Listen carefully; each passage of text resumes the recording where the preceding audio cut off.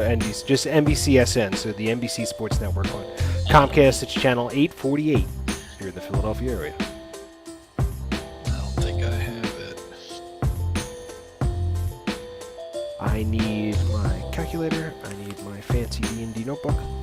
Let's see. I got Senators at Devils. Nope. Maple Leafs at Islanders. Nope. Caps Flyers. Oh, well, you might be. Yeah, I might be south. That might be. You might be too south in the. No, because I'm probably I'm New York. Because like it goes like down the Ocean County thing. Like it splits like from Trenton to like us is usually. Well, if you go on the internet and type in, you can click on the stream and get it perfect, like as if you were watching it from the broadcast. So, not saying. Or you can subscribe to NHL.tv and be part of Blackout Rules. Oh, I actually do have it.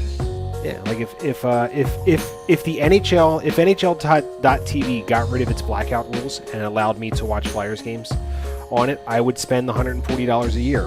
But they don't. They have blackout rules, so I can't watch the games. Really? Yep. Can't watch them. Too close. Like, oh, because you're... Too close. Yeah, the market. Baseball has the same problem. Two or 3 years ago. If you're local, you can't watch your local team? Correct. That seems like the reverse of what it normally is. Broadcasting rights. The local stations and whatever own the broadcasting rights, so I can't. I'm in the blackout regions due to. Because you don't have regular TV. Because I live local, but I want to watch it on NHL TV. But because the NBCSN or regular Comcast Sports or regular NBC, because they own the rights to it, I can't watch it. Baseball has the same problem. 2 years ago, the World Series was blacked out for some people due to the location of where the teams were. The World Series. Imagine. You want to watch it. Program you have that makes you think you're somewhere else? I have a VPN, yes. You can openly talk about VPNs. I didn't know if... Oh. Yes, but if you using it to then circumvent a thing, isn't that technically legal? Technically, no. Oh. Then never mind. The only claim that they make, which isn't technically true, is it makes your browsing more secure. Okay. It's not 100% true. Most websites now use, instead of using HTTP or :/ whatever, it's HTTPS, which means it's already a secure system. So things like your bank, your credit card, your Comcast, and pretty much YouTube, Twitch.tv, which is what you're using us to watch us on. They all use HTTPS, so it's already secure. As far as like doing it over open Wi-Fi, you can do it over open Wi-Fi as long as you're not trying to do some stuff. But I also don't recommend going to Starbucks and be like, I'm going to do all my banking right now. But who's power play? Who's ready? Not power me. Play. Oh, you must be ahead of me. Is everybody ready to get going? Yep. I'm ready. All right. So last time, oh, we're not in D&D. did I slide you over there? Oh, he did. Oh, we're not in D&D time. He is correct. He is correct. We're not in D&D time. There's a solid chance that nobody heard any of that. I heard all of it because I literally switched right after you. Yeah, me too. On the. Oh, you mean the stream? Yeah. Oh. Because actually, I think it's just Discord as a whole. So. I don't think the other two switch it. You might need to drag them. Dummies. I swear to God.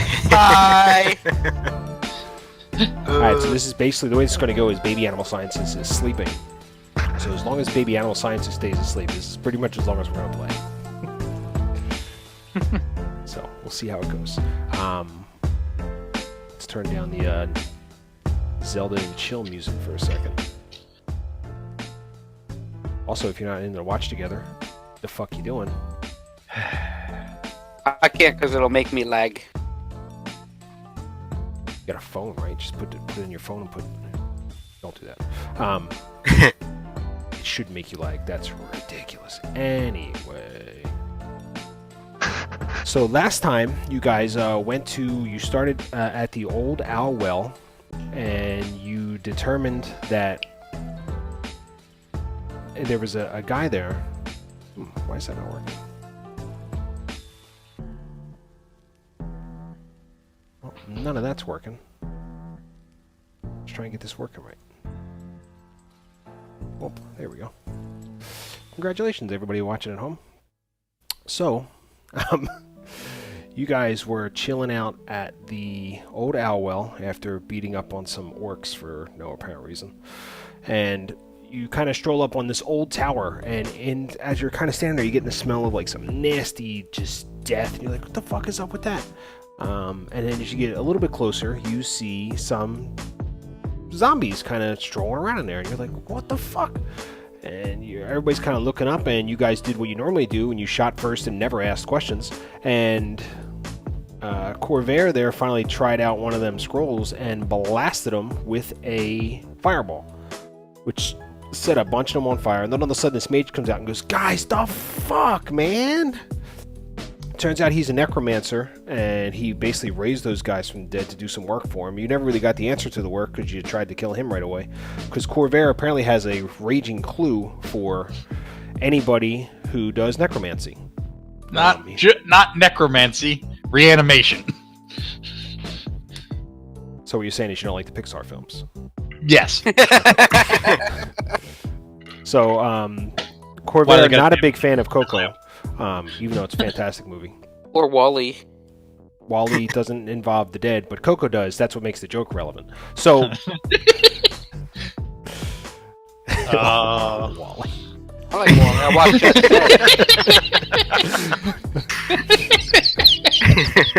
today. So, yeah, you basically fought another mage, and another mage managed to get away. So you're 0 for 2. Well, that's because the rest of the party went, not my fight, and they all sat down. Well, because somebody got their panties in a bunch about the potential legality and well, I don't want to say legality, but the morality of having some dead guys who happen to know the area to do some work for you. It's not like he made them fresh. He found them. He said that. Anyway, you guys trotted on off back to Phandalin and talked to your boy Sildar. And Sildar said, hey, do you know this? No. Well, what about this? Mm-mm. Do you know this? Mm-mm. So what have you found out? None. Necromancy bad? And nothing. You found out absolutely nothing. Luckily for you, Sildar had some people of the Lord's Alliance go around and poke some holes in some things, and he found out that there's potentially an issue, or there was a missing cart that was seen wandering off the trail, even though they couldn't find it initially. And he sent you guys off in that general direction. You found the missing cart with the slayed Lord's Alliance members and stumbled upon the cave here. And as you walked inside, you've noticed that it's pretty giant from what you can tell. There's a loud echo of a approximately every minute to 2 minutes. You're not exactly sure what it is, but it sounds pretty disturbing. So that's where we left off. For the people playing the home game, this is our friend Drew. Oh, I can't do it on that one. I got to do it on the DM one. This is our new friend Drew. This is not my artwork. I don't know where it came from. 100% not gonna lie to you. I found one that was black and white, but didn't credit where it came from. And I found this one, which was colored, which also didn't credit where it came from. Not gonna lie, stole it and made a little thing for it. So if anybody could tell me who it was in the chat, that'd be fantastic. And I will credit them later. But who am I lying? Nobody watches. So here we are standing in the cave here for the fresh reminder at home. Let's change up some of this music because this current one doesn't fit. D&D cave music.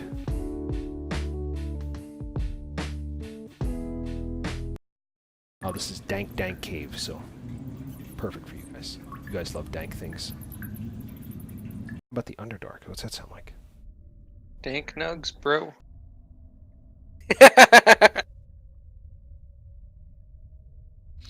Bear has scheduled a random screening for tomorrow.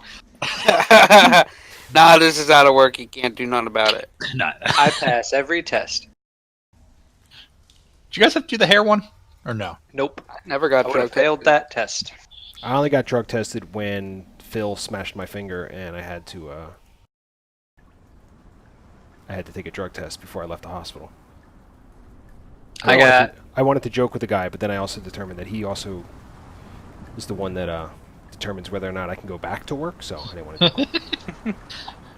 I got pee tested when I drove my truck into a pond. Oh yeah, I remember that. Yeah. Wasn't in a pond, but it was close enough. It was in the pond. A root The front saved it tires were from in it. going into the pond. No, it wasn't a root. It was Yeah, a wasn't rock. there Oh yeah. I dropped the frame onto a rock. You and Rox have a long standing relationship, huh? Yep. Didn't happen to be in Black Bear too, did it? No, Australia. Fair enough. Alrighty. So, what? Okay, so let's read this now that I actually found music that's for the Wave Echo Cave. It's really nice. So it should have the shh every X number of minutes or so. There it is. There it is. Perfect. Like on cue, bro. All right, so Damn it, I gotta sign into that now. I know you do. So you guys are at the entrance tunnel. You've basically gone in. There's a large cavern area, and it's supported by a bunch of natural pillars, which is what these bits right here are. And some of this stuff right here kind of goes all the way up. The ceiling is pretty high. As you kind of come all the way in, you notice that the northeast area, this bit, has collapsed and has sunken down into a 10-foot wide, 20-foot deep pit. But there is a sturdy rope that's tied off to this stalagmite, dragging down here. So actually, let's add that for so you guys know what the hell's going on here. What color do you want to make it? Let's make it brown. Let's make it shit brown. Boom. Let's put that on the map player so we don't move it later. So yeah, what would you like to do? I guess we should go down the rope. It could be a trap. Oh, A trap What? from who? I don't know. Okay. I will go down the rope. Alright. So from what I've come up with to help you guys move, to avoid any issues during non-combat situations, basically just take your ruler, point to what square you want to be, and hold it there, and I will drag your token to it. Can we ping it? No, I prefer the ruler method, because I have 2 screens currently going, but that does not include the OBS screen. It doesn't include the stream chat, the notification chat, watch together. So there's lots of stuff going on. So Corvair, where you want to go, buddy? All right, you kind of head on down there, and as you do, you slide down the rope a little bit, and you get to the bottom, and it feels pretty solid. While you're down there, you can kind of see into this little opening over here. Let's open this up. Oh yeah, it's not going to like any of that stuff. You may lag out. Nope. I see it. Perfect. But yeah, so you guys are down in there. As you kind of come down, you can see that there's to the east, the corridor kind of is rocky at first, and it kind of looks like it becomes more smoothed out, almost as if they were kind of mine tunnels. Can I go over to the side and look down that way? Sure. Just gonna move you right there. Oop, that's too many things, and I moved all the things. Oh, it's going to take a second to load. Roll20 does not like giant maps, and it doesn't like giant maps that use the dynamic lighting. It's too much for it to process. I'm worried when they run into monsters, but we'll see how it goes. If we need to adjust some things, we'll adjust it later. But for right now, it is what it is. Is the opposite side of the cave, the pit that we're looking at, is that just a cave wall, or is there Like other this flat part here? ground? Yeah. That's cave wall. Okay. So yeah, same thing as you look down at it, and you can see more clear-cut mined tunnels. It doesn't seem like it's too high, though, on the inside, only about 6 feet high, but there seem to be several passages that have partially excavated rock faces. Alright, I'm gonna go... you don't have to actually move me, but I'm gonna go here and go... looks like there's mining tunnels down here. Okay. Let's go. Wait, Gorgo. What? Hey, Corvair. Yeah. Are there enemies? Not that I can see. Okay, now let's go. Okay. Everybody's going down there, I'm assuming? Yeah. Yep.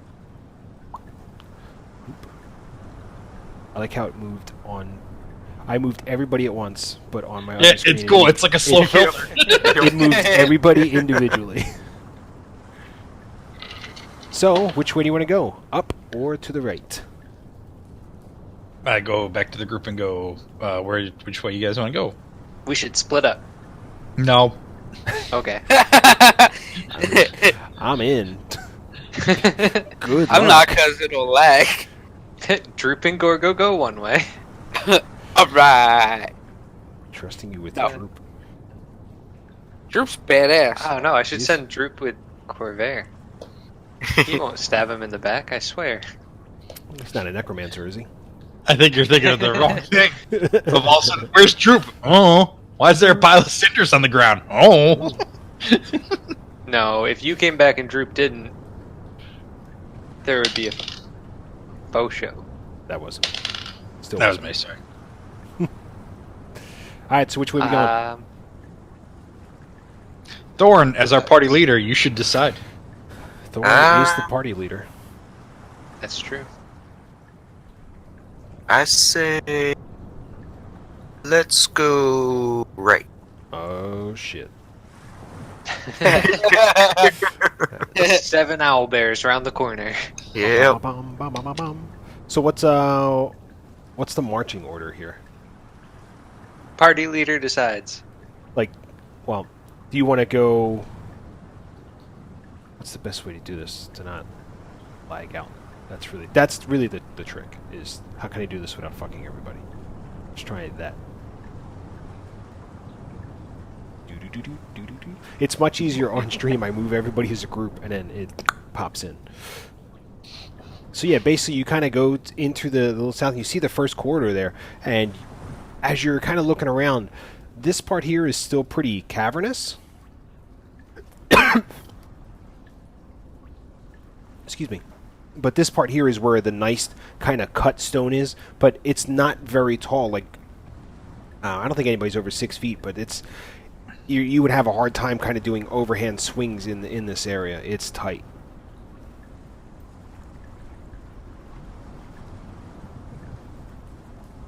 Okay, we are walking, and we're walking.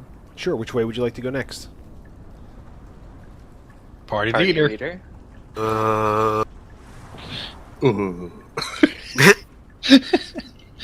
have a very good zombie noise. That was good, whoever did that one.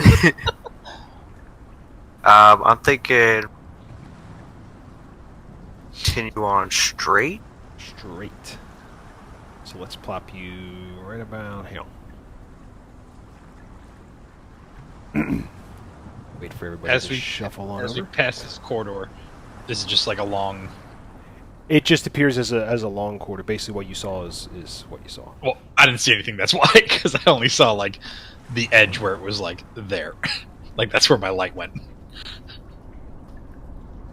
I moved everybody to group 1 second. Okay.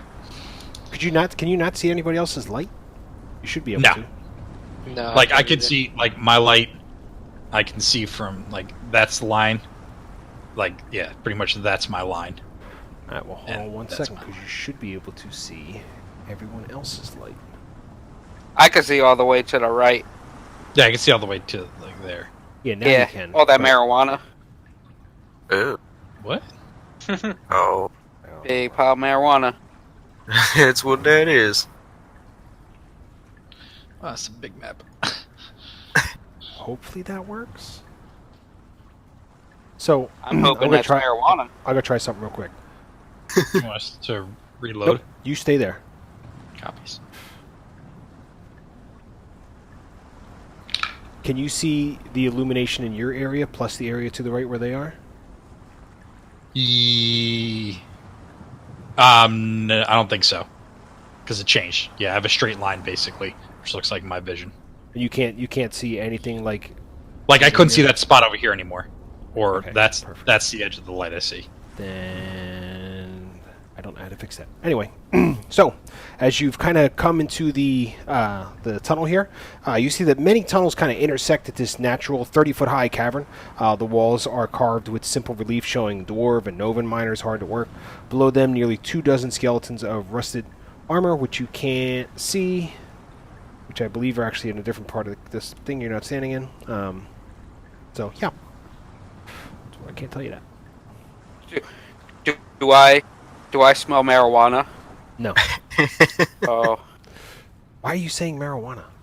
because that's Because he what it sees is. little green things, I think, over there. Where? What green things? All the way to the right. Yeah. Oh, Over I see. Oh, That's my yeah, guess. I wasn't scrolled even close to far enough. Yeah, so I can't tell you what that is because you're too far away. No, because I can see it. Just Still look too down far this away. tunnel. It's completely dark If in you here, right? if you're going to show me with your ruler, don't show and then let it go because I sorry. have 3 screens going on at the moment and it's hard to keep track of. Do you want to go to there? Yep. All right. So yeah, as you go basically to where you are right there, there are nearly 24 skeletons, different scraps of armor scattered all across the floor. There's certain parts all over this place. Looks like there was a bit of a collapse. While some of them appear to be dwarvish, others are a little bit larger. But you can make a medicine check to try and figure out which ones are which. There's also some large brass lanterns that are kind of on the ledges, but none of them are lit. Does anyone have trouble seeing? There. Yes, I do. I will grab a lantern and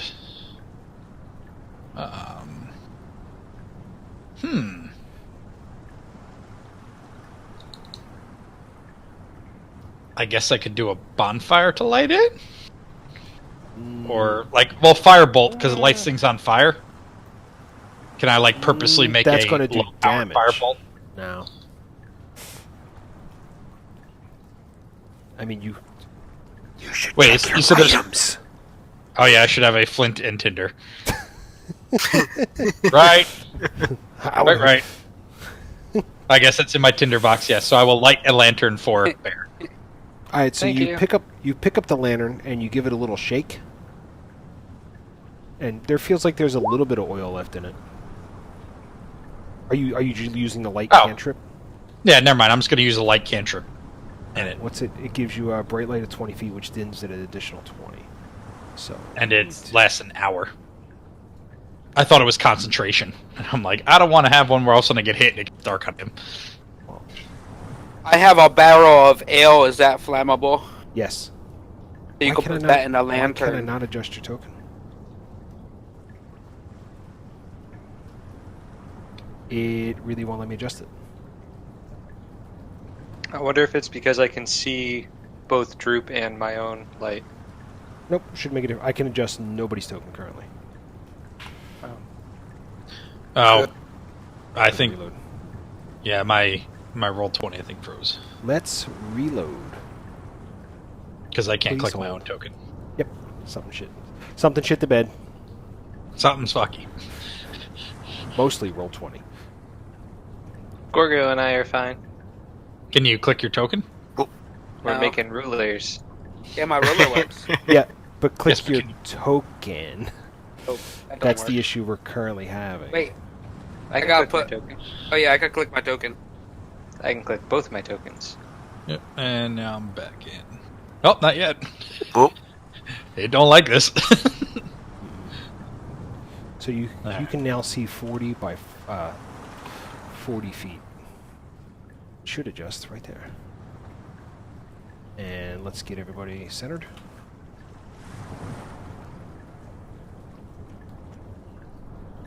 Okay. Dokie. I'm actually going to turn that one thing I ticked on back off, because it apparently doesn't like it. Alright, so what would you like to do now? Now that our friend Bear has... Go down to there. Hey, Corvair. Yeah? Did you just make this light in this lantern? Yes. Yeah. Oh, I'm sorry. Why didn't you just put the light on my head? Because it has to be an object. I don't think I can make your head glow. Technically, you could make him glow. Oh. Do you want to glow? Oh, yes, make me glow. Then I don't have to carry a lantern. You'll glow too. Well, I'll glow down here, Georgie. So yeah, we can get to that in a second. But as you go down to the little area there, completely unnecessary. As you go down to the little area there, you see two doors to the left and to the right. And directly below you is the collapsed main entrance. I'm just pop back to not actually move, but just go here and go, I found two doors, and then come back down. Okie dokie. So are you? We'll say that you've gone back and illuminated Bear. Yeah, except to touch him. All right, so we'll put you right about here. While you're kind of hanging out, can I get a? Oh, I never rolled the check. That's why I don't know what it is. Oh, you didn't see shit. So, as you're all, wrong layer. As you're all kind of standing there, all of a sudden you see these little things just kind of, like you hear like a flapping noise. You just hear, and they're kind of buzzing past you, but they all seem to be getting, every once in a while one buzzes past Bear,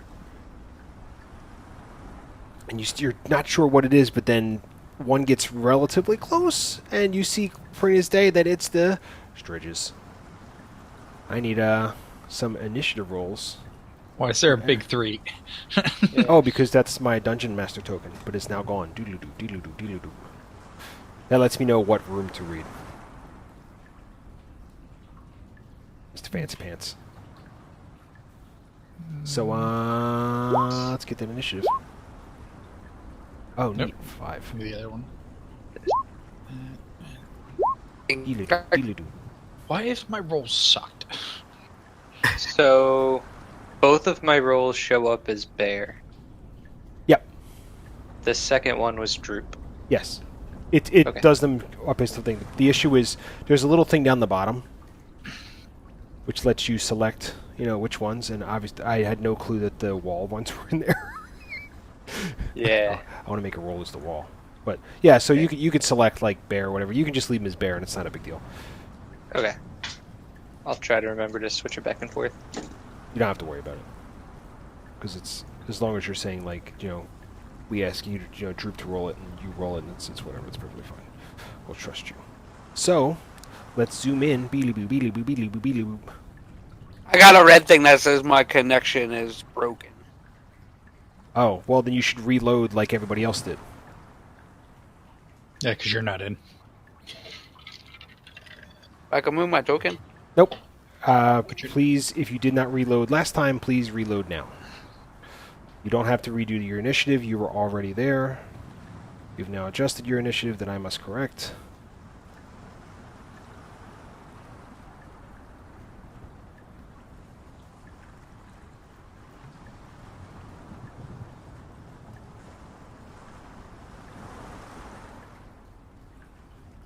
Let me know when you're back in.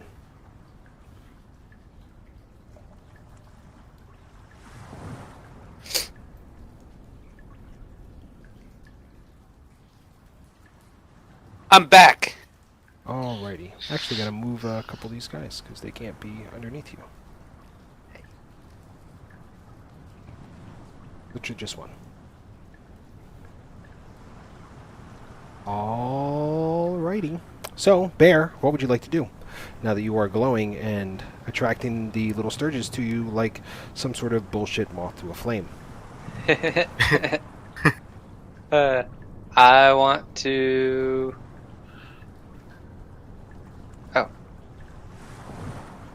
I want to attack this one. Go ahead. Oh, that's fine. So you ready an Eldritch Blast, and you just kind of turn as it gets close. Due to your glowing light, you're able to pick it off with expert precision. Just as your rainbow blast hits them, there's just this little of the thing. And it's just gone. It just completely evaporates. I totally forgot it's rainbow.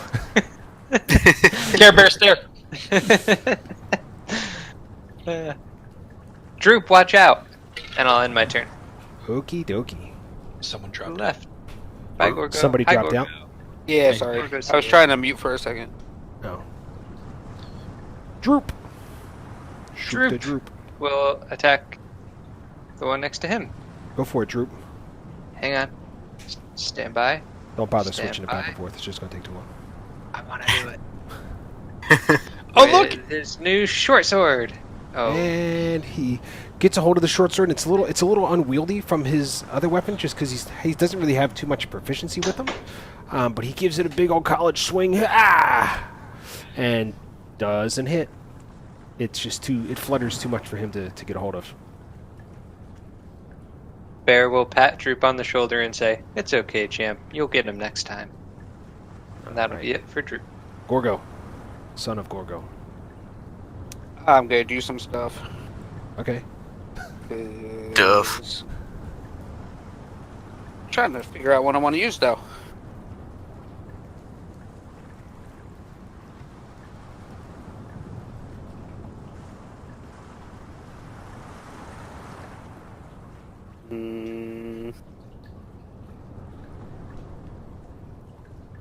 This guy.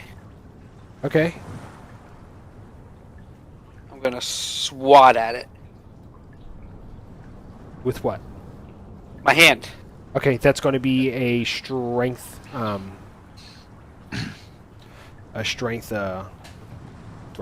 Straight strength. What's up, Microwave Chef?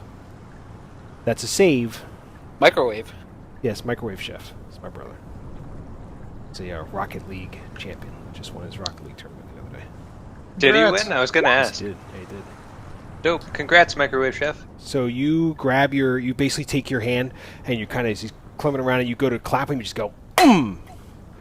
You open your hands, and nothing, as it kind of flutters away. Are these the same things that were in the other castle? They are the same things that are in the other castle. Oh. Oh. So he fluttered away. Is he moving away? He just kind of got out of the way of your attack. Can I smack him again? You only get one attack. Couldn't he do offhand with his fist? No, yeah. That's a monk ability. I have offhand. Because it's not a weapon. It's not a weapon. Yeah. That was a motion. Alright, I end my turn. Perfect. Corvair Blackwell. I'm going to cast Dragon's Breath on myself. Okay. Fire damage. In the butt. All right. And then I'm going to... Are you going straight forward? Yeah, that's... Wait a minute. Okay, I see. I know what you did, and you fucked it up. Literally. Try to drag it over. There you go. Oh, there we go.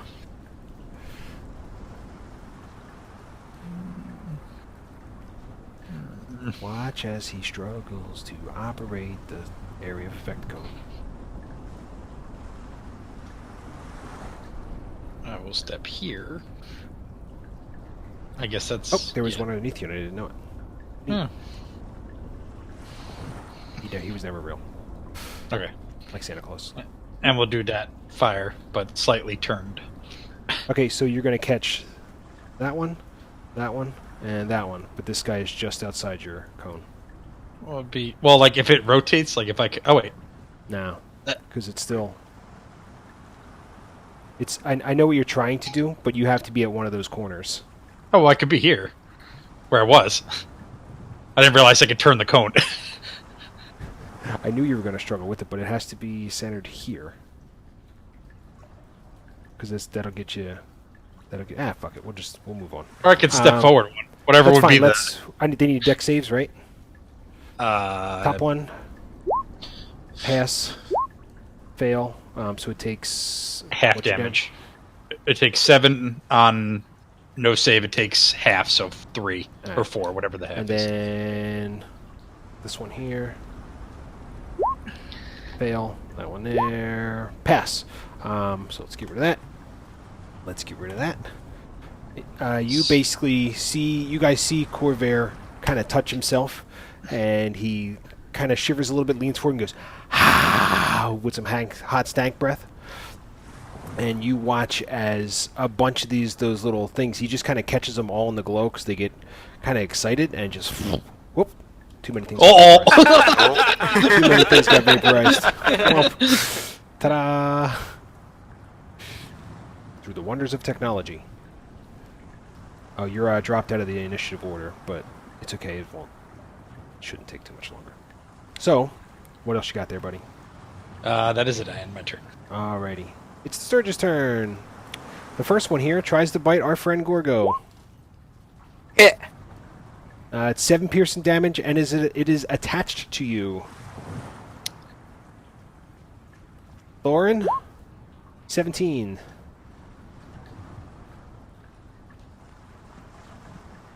Thorin. Yeah. It's a 17 to hit. What's your armor class? It's 18. Alright, then no, doesn't it? Come on, bud. Jesus Christ, we've been playing for like 3 months, man. Get your shit together. And our lowly friend Droop. 14. That's a hit. That's a hit. Droop takes 4 piercing damage and is now... the little thing is attached to him. Thorin. Alright. I'm gonna slash at the guy next to me. You cut out there, buddy. I said I'm gonna slash the guy next to me. Just tell me the intended target. He tried. I know, twice, and he failed miserably. Is Thorin kill? I think Thorin might be kill. Hey, buddy. It's right next to me. That one. Right next to me, yeah. Okay, we got it. I want to kill... Who do you want to kill? I'm going to attack the guy. Which one? That one, right? Right, so we got it. Okay. Smack a bitch. Let's go. That'll hit. And you'll just explode them, because that's what happens. They have 2 fucking health. Yeah. So you take your broadsword and you just... or your longsword and... kind of cut them in half, and 2 little halves go kind of fluttering to the ground, and they deaded. Now my turn. All right, hey bear. Hey. Your friend Droop is having is currently attached. I'm gonna vicious mockery it. Ooh, a wisdom save. Womp womp. It takes 4 damage. So basically, give me the insult because I want to see what you call this thing. Quit sucking off my friend. And he kind of twitches for a little bit and becomes demonetized. Aha. What else you got? That's it for Bear. All right. Droop.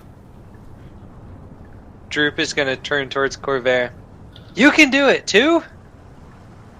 Yep. And then he can... He can move. He's got movement. pass through... I guess it doesn't matter. He can go around him. He can either go the 5, 10 around him or go through. It's still 10 because passing through another person's occupied square is considered difficult terrain. Okay. Well, he wants to go over there. Okay, well, get his ass over there. I thought I wasn't supposed to move him. In combat, you can move him. Okay. Boop. Because we're only moving so many squares at a time instead of Gorgo wandering off down a hallway. Corvair wandering off down a hallway just to get caught in a foot trap and hang upside down at level 1 and only having 6 points of health, taking 5 points of damage and limping back to the party going, the fuck? I hurt. Alright, so what's Droop going to do? He's going to short sword it. Oh. Holding up his short sword and still trying to get a hold of how the weapon is weighted, he swings, but he's just too short. It just kind of goes... Isn't that one attached to Gorgo? Yeah, that one's attached to me. Why are you swinging a sword at me? It is attached to Gorgo. You are right. So yeah, he tries to hit it, but it's attached up near Gorgo's shoulder, and Gorgo's going, no! And swing and miss. That's it for Droop. Gorgo turn. Can I try to grab it and pop it? Yes. Make me a strength throw. Athletics. Make me an athletics. You're trying to grab. Versus Super strong grapple. Dex. Yeah, you try and grab it, but it's That like shit's fast as hell. it just kind of like scuttles and twists out of the way as you're going. To visible frustration. And that was my move. That would be your action. For a bonus action, I want to karate kick it. Nope. No. Okay, and my turn. Corvair. Would me grabbing it off Ivan and then fire breathing it, like Well, this direction? grabbing it would be an action. But since it's not I guess that would be as my action. Yeah, use an action. Can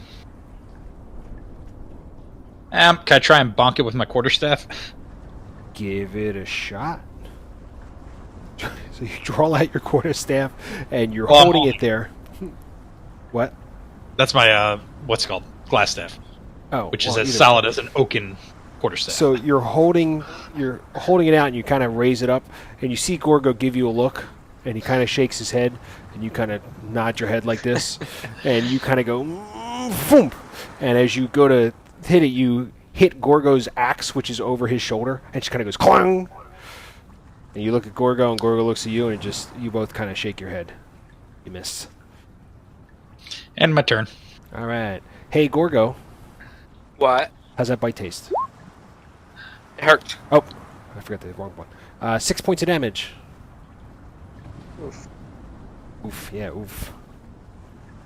This little guy is feeling a little full, so he detaches from you and starts to kind of flutter away. And he just kind of goes up, and one more. I can get... Can I quarterstaff? Everybody can quarterstaff it. Yeah. You don't hit it. Who else Droop. wants to...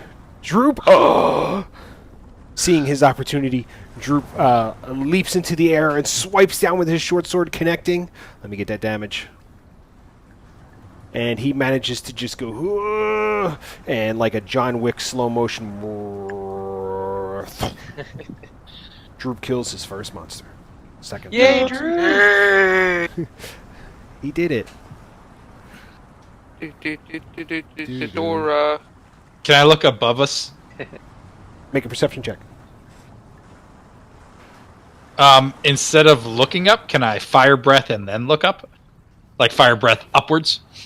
Sure. Make a fire breath attack. Alright. Well, you don't have to make the attack, but you basically go. I was hoping you'd go ha with your stanky garlic breath, and I still need that perception check. So I figured that light up the whole. Oh, it brightens it up, but it brightens it up, and as you're kind of looking around, you're not seeing any more of those little guys. Okay. And then I'm going to take out one of my water skins, drink it, and minor illusion steam, and then dispel the spell. Neat. Alrighty. Bear is going to cast Healing Word on Droop. Okay. 5. Wow. Oh. You said oof.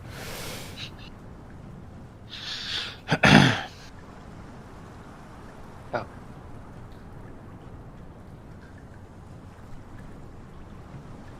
Just double checking something. Alright, yeah, so now what? go down south. Party leader? Go down south.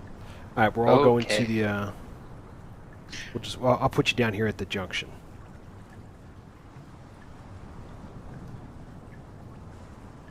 Corvair in the back because he's squishy. Yep.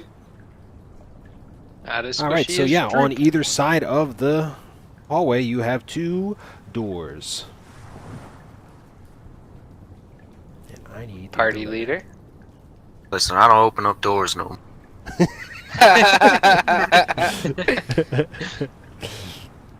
Fair enough. They don't appear to be owlbear sized. Remember, the hallways in the smoothed out part are only 6 feet tall, 10 feet wide. I have danger sense. You do have danger sense. Let's go left. Your left or this left? Yeah, that left. And the party divides. We can go 2 different ways. I just need to know what This left. All right, what's the order to line up on the door here? So I imagine that's the process. Line up on the door, kick this bitch open. I could do danger sense. You could, but it's not going to sense anything. That's not how danger sense works. The sense is for traps. Literally every time. Literally every time we go through the same thing. There is no traps. I'll let you know. Basically, if the trap does get set off, you have advantage on the dexterity saving throw. Sorry, I meant to read that and I cast it. Didn't hear what you said, but you didn't cast anything either. Am I talking to myself? No, sorry. No, we got you. That's okay. I say rotate us 90 degrees and we'll go in Thorin and Gorgo first. Yep.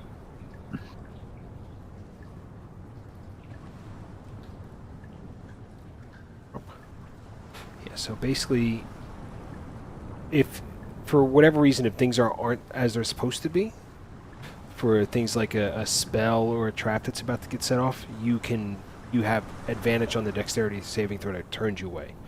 But I'll let you know if there's any kind of sensing issues that you need to worry about. So far, everything seems in order with a dank cave.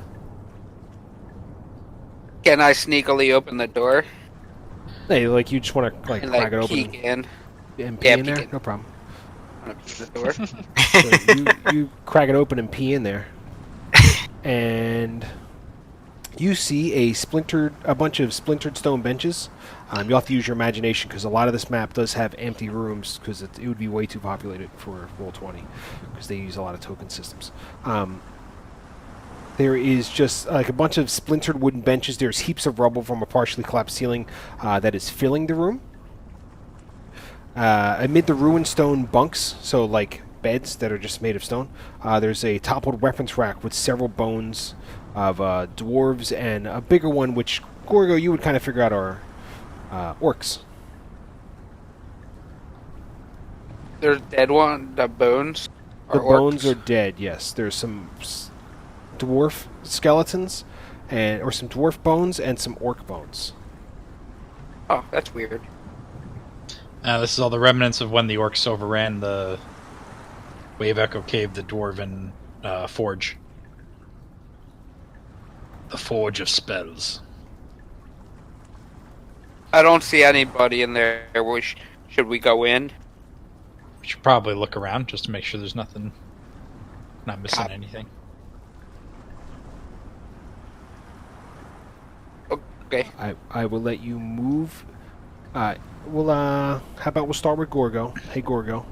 Yeah. Move your token inside where you would like to go investigate.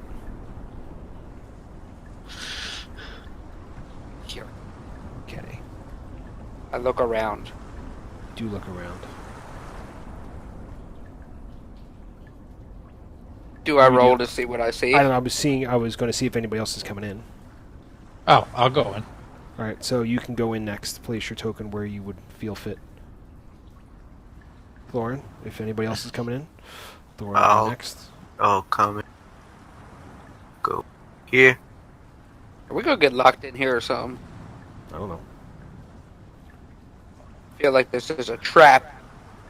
Well, normally you guys would be moving your tokens, so this is going to be an awkward time. As you guys go in, I'll say, Droop and I'll cover the door. And Droop will stand next to me and look up at me like he is my son, and he's so excited to be involved. So you're standing, like, right here, basically? Yep. All right. So while you jabronis are first enter the room, and you're standing there, you kind of giving a look around. You start to hear some of the little like click clacks of some of the bones kind of shift. It doesn't seem like anything out of the ordinary. Then you hear them kind of shift some more, and it starts to kind of. What? I don't like this. I know you don't like this. Let's go. And as you get nervous and go to turn around, I want to go. a bunch of skeletons. 4. A bunch of skeletons. We're fighting a big number 4. You are fighting a big number 4. Again, that helps me determine which rooms to read. See, I already turned around and left. You did almost turn around and leave, but unfortunately you didn't turn around fast enough, as the dreaded initiative order was called. Just to let you know, I'm going to rage. Well, when it's your turn, buddy. Everybody's gonna die, 'cause Gorgo likes to open shit. I was told to. That would have just been me. Yeah, it could have just been you. You'd have been, Listen, at least you've learned from other times. Anyway, how about let's zoom in a little bit. Get this in focus here. For the people playing the home stream game. All right, Gorgo. On your turn, when you score a critical hit and reduce a melee weapon attack. What's a -5 penalty to the attack roll? Basically, when you roll, whatever you roll, you'll subtract 5 from it. So if you roll like a 20, you would subtract 5. That makes it a 15. So, but let's describe these skeletons as they start to stand up. Basically, as they come to their feet and they get all the way up, you see that they're kind of clad in some kind of armor scraps. It's leather and some chainmail, but it doesn't look like it's too sturdy. Go ahead, Gorgo.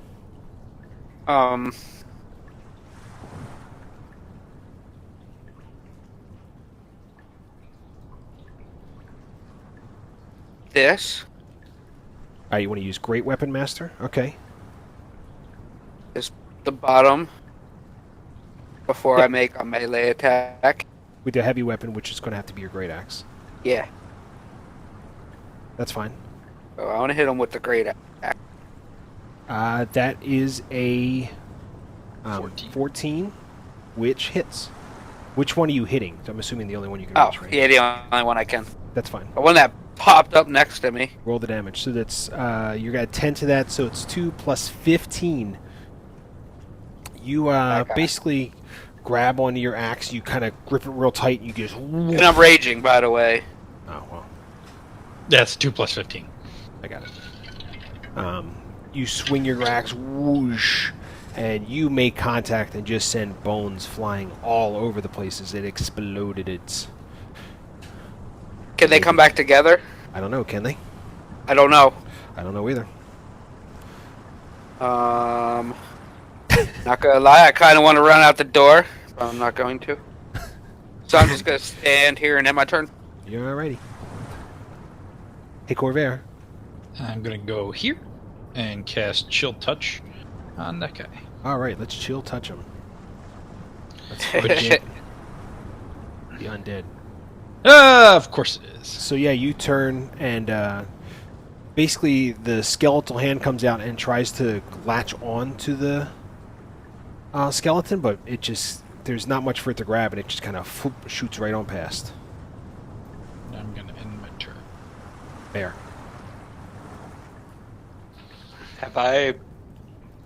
Can I tell if any of this is going on? The door is open.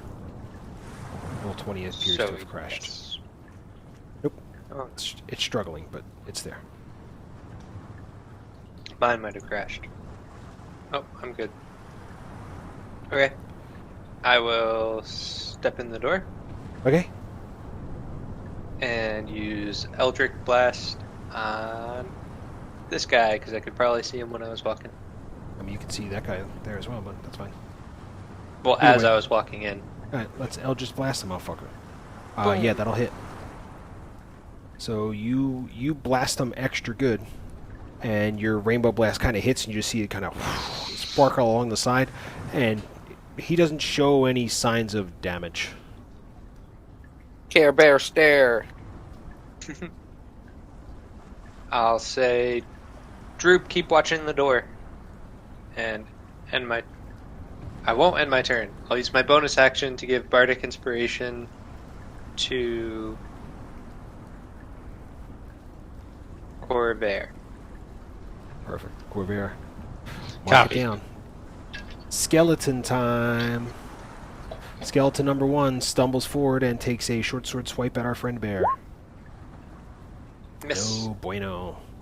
The one right on top of our friend Thorin here takes up, and you just hear a click clack, and he takes a short sword swipe. Whoosh. I would like to use Cutting Words. Ooh, okay. Let's cut his words down. You gotta roll a 1d... Don't you hit my friend, you little fuck. What's that? Oh, yeah, I do. I don't remember what Right? it is. I have to roll a 1d... Whatever Bardic Inspiration is. 1d... 1d10, Six. I believe. Oh, yeah, well, I think you're 1d6. Yeah, 1d6 I so forget. I don't play a bard in a long time.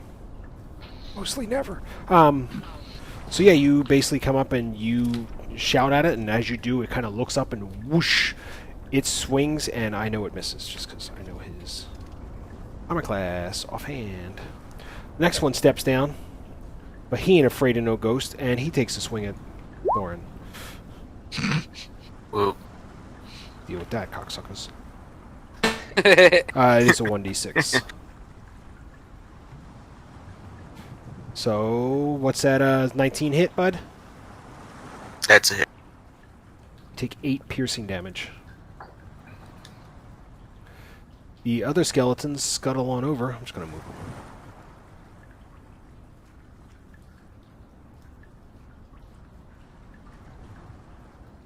Whoop. And they start to surround. The first one here takes a swing right at Gorgo. Yeah, that don't matter because I don't take no damage from You nobody. take 1. Nope. I'm immune The to damage. The second one swings while you're take- kind of... I have resistance to all do. damage. You do have resistance to all damage, and it's that's half. You're not immune to damage, you're resistant to immune. damage. So it's half Ah. rounded down. What Your do first attack, you take 1. That's 1. The second one, you take 6. That's 7. The third one beneath you is an 11, so that doesn't hit. Well, I should probably move that guy all the way in. And that'll end the turn because I moved that guy. Hey, Thorin. You My guys are now 6. surrounded. You take 7 points of damage total. Gorgo. My 7. Let's do it to it, Thorin. Okay. Gonna attack the guy above Gorgo. 16 will hit. You do 8 damage. Neat. I think I just took off 7 from 26. I don't know. You're the one tracking your points. No. Yeah. Alright, that's my turn. I could go on Twitch and watch. I'd prefer you didn't, but I don't know what you started at. So you're going to have to deal with the 19 and keep better track of your hit points. I did -6, then -7. Don't know. Yeah. Hit points are for you to track, not for me to track. On your token. You ready? What else you got there, Thorin? Alright, my turn. Alright, Droop. Droop is gonna step Close the back door. away from the door and ready an attack if anyone comes running out. Ready a short sword attack? Yes. Perfect. Gorgo. I'm gonna go back and calculate all my damage. You're rolling with the 19. Well, that's bullshit. It is bullshit. You should keep track of your points a little better, buddy. Yeah, I'm telling you, it was good. I subtracted 6 and then 7. Fine. We will take a quick peeps break while Gorgo adds up his... No. Nope. I've already hit the peeps break button. Attack that guy. Already hit it. Go to have to peek.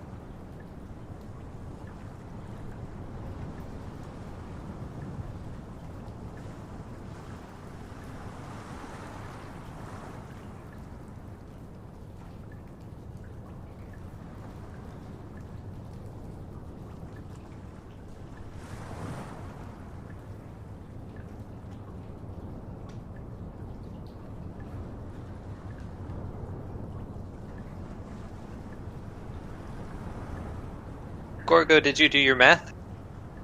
Nah.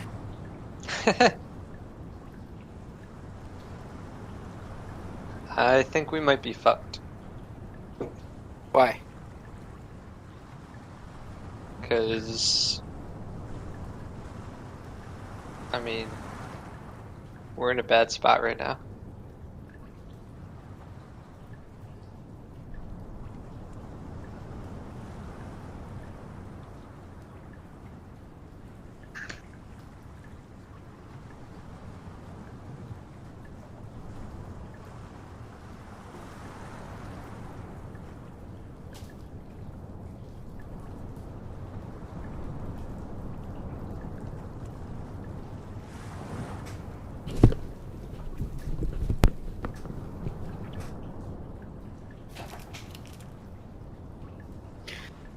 Seven.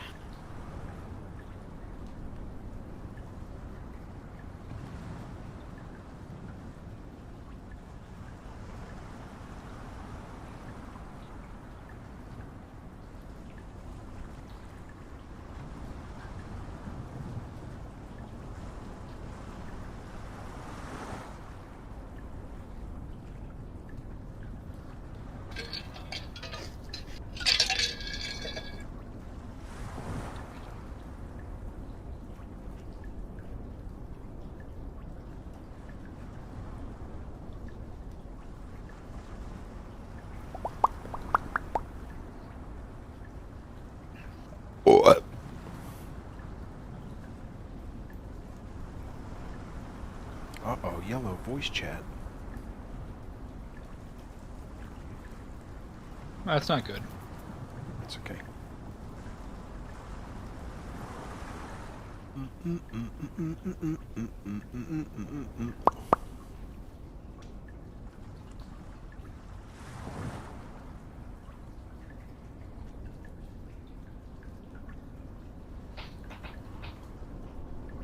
I'm really bad at math. It's okay, buddy. I'll put it at 25. You'll keep it at 19. What the fuck? Hey, man, I don't know what it was before. I don't know if the 25 was the It's previous supposed to be score, 26. but I don't know. My I don't math, know. I'm getting twice it. But I don't know if that math was. Alright, fine. 19. And why did we waste all this time? I don't know. Why did you waste all this time? I did have to pee. Everybody back? Yep. Alrighty. So, I know it's bullshit, but you gotta keep track of your stuff. I can't keep track of your Well, I stuff. thought that's why we took a break so I could do the math. I did. I was hoping you would do the math, but I don't know how to prove that your math was right. Because you said it was supposed to be 26, but you were going to take it to 25.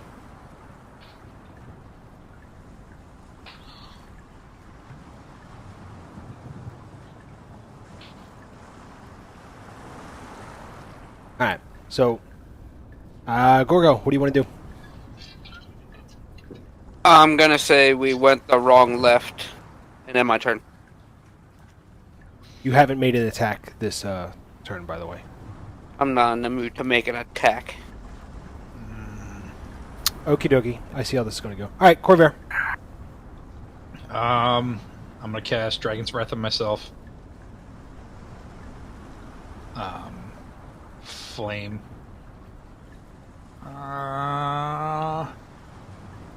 Yeah, we're gonna do this. It's gonna be stupid. I'm gonna go. So technically, could I go here? Here? I know I'd get an attack of opportunity from this guy. Okay. You get it from that one and that one. That one. But yes. Okay. We are going to go there.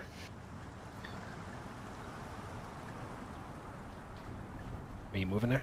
Or did you? Yes. I see. All right. First short sword attack of opportunity. 9. Miss. Second one. 5. Miss. I'm going to. They swipe at you, whoosh whoosh, and you manage to kind of scuttle away in there. And I'm going to do flame.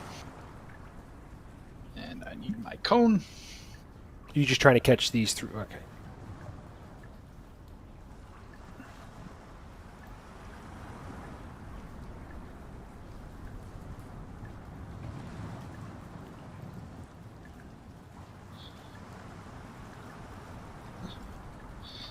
Yeah, we'll do that. Alright, you're not going to catch that guy there. That's fine. Alright. But you will be able to miss Gorgo. So we'll start from the top, then work our way down left to right. Alright, it's a deck save, so skeleton number 1. Fail. 2, fail. 3, fail. 4, pass. 5, fail. So it's 14, so 7. Get rid of your token here. In there. So is that. Is that. That one is that. This one here is deceased. That one there is that. So you kind of lean forward and with your hot garlic breath, you set a bunch of those guys on fire. You see them just kind of standing there, and they're kind of shaking and writhing in pain a little bit. The one, as he's burning, you just kind of see him collapse onto the to the ground there. But everybody else is smoldering, but not continuing to be on fire. And my turn. Hey there. Yeah. I'm gonna draw my rapier and attack the dude next to me. Perfect. That'll hit. You do 6 damage. And you basically kind of pierce him. Whoop, and you manage to, like, catch a bone, and you seem kind of jerk a little bit, but nothing really terrible happens to him as he just still kind of stands there being a animated pile of bones. And I will step down to here, and then my turn. Alright. It's skeleton times. First skeleton here next to our friend Bear takes a swing. 23. That'll hit. Take 5 piercing damage. The one standing behind you is focused on the guy who just launched a giant breath weapon and takes a swing at Corvair.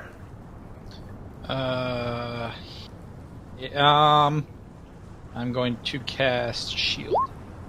Shield. Alright, so that adds +5 to your AC, so I'm assuming that negates the attack. Yes. Alright. The guy standing right in front of you also takes a swing with his short sword. Misses. Nope. Yeah, with my shield, because I have 15 until my next turn. Oh, yeah, it's still your next turn. You are correct. I thought it was... That's why it was put myself in danger and oh shit time. Gorgo, you get 1 short sword. 16. Miss. What's your AC? 5th now hit. 8 piercing damage. 4, because you're raged. I'm not raging no more. What? Alright. Because I didn't make an attack. Oh, yeah, you're right. You are correct. So, 8 damage. Thorin, you have to deal with not one, but 2 attacks. A 10 and a 12. Do either of those hit? Nope. And our one friend here shuffles down a little bit and gets a little closer to Corvair and tries to stab him with his short sword. Miss. As he's still smoldering, he just can't quite get it done, and his flame goes out. Thorin. Alright. I'm gonna attack the guy in front of me. 26 will hit. You do 8 damage. Okie dokie, same thing. You swing through and you kind of knock a couple bones loose. I keep typing the things on my calculator instead of on the... I gotta move it out of the way from my keypad. Knock a couple bones loose and you see some like just chunks of armor and bits go sliding on over, and you made some solid contact, but he's still not showing any pain. Alright, I have my turn. Alrighty, Droop. Droop is going to take another step back and continue readying his attack. Alrighty, he backs up, holding his short sword up in front of him, just ready to swing if anybody gets close. Gorgo. I'm going to use Savage Attack Okay. with my Great Axe. Savage attack, I believe, makes it a reckless attack, or is that? No, it's when Savage attack. Savage attack is when you score a critical. Yeah. Oh shit! I think I did the wrong. Oh, never mind. Oh well. Were you trying to do the great? I want to weapon? do Reckless Attack. Reckless attack gives you advantage. Where is it on your thing? Oh, you got them all open. That's why. Throw side concern. So yeah, you basically have advantage. So that 18 will hit. Oh. Do On the 8. guy that hit me. I think that was that guy. It's up to dealer's choice there, buddy. That guy.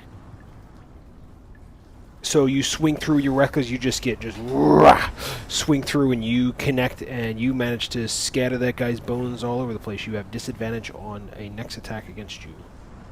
Oh, that's how that works? Yep.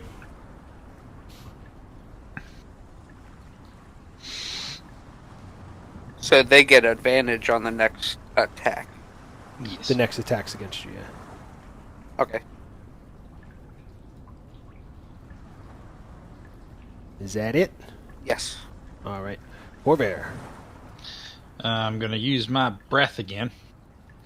My big old stinky breath. See what we can do this. You're just trying to catch those two is what you're trying to do there? I'm trying to get all 3. Or if not, I'll have to move, which I can do. I guess it has to be from me. Yeah. Hold on one second. Adjusted the size. I forget how to rotate it. There's that little The nubbin. little tab down the bottom. Oh, it doesn't like me moving it. There you go, buddy. Thank you. Do you want me to re-roll, or is it still the 14? You're gonna have to re-roll. It's a new attack. Alright, dex save number 1. Fail. Dex save number 2. Fail. Dex save number 3. Pass? Fail. 15. Fail. You load up again, and you send 3 skeletons back to the Netherrealm, smoldering and on fire in a pile of bones. And my turn. Alright. Hey, Bear. I'm gonna rapier the dude I rapiered last time. Okay. Oh, yes, you are. 13. Yay! Ooh. Ooh. Ooh. That's a max roll, I think. It's got to be max. Yes, it is. Yes, it is. This time you manage to swing through and you poke out just one specific section of his spine, and he kind of collapses down a little bit. When he does, he kind of collapses, he wobbles, then falls over in comedic fashion. I will turn to face the zombie next to me and end my turn. Zombie. What are you talking about? He's a revenant. Yep. Skeleton. Alrighty. Skeleton turns. The skeleton turns and tries to stabby bit the fire breathy guy. No, it does not. That's missed. The one standing. Imagine it crit failing and still hitting you.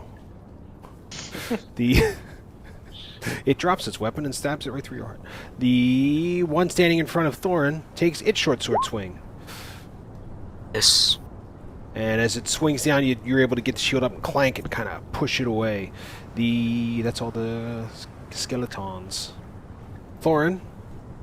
Alright, I'm gonna attack the guy. Attack the guy. I mean the skeleton? Yeah. That'll hurt the skeleton. Blammo. He dies. Oh. So yeah, you basically take your sword and you just slash and it rains bones onto the ground. Alright. Then my turn. Droop. We'll take another step back, still readying his attack. Gorgo. I'm gonna swing at that guy. Alright.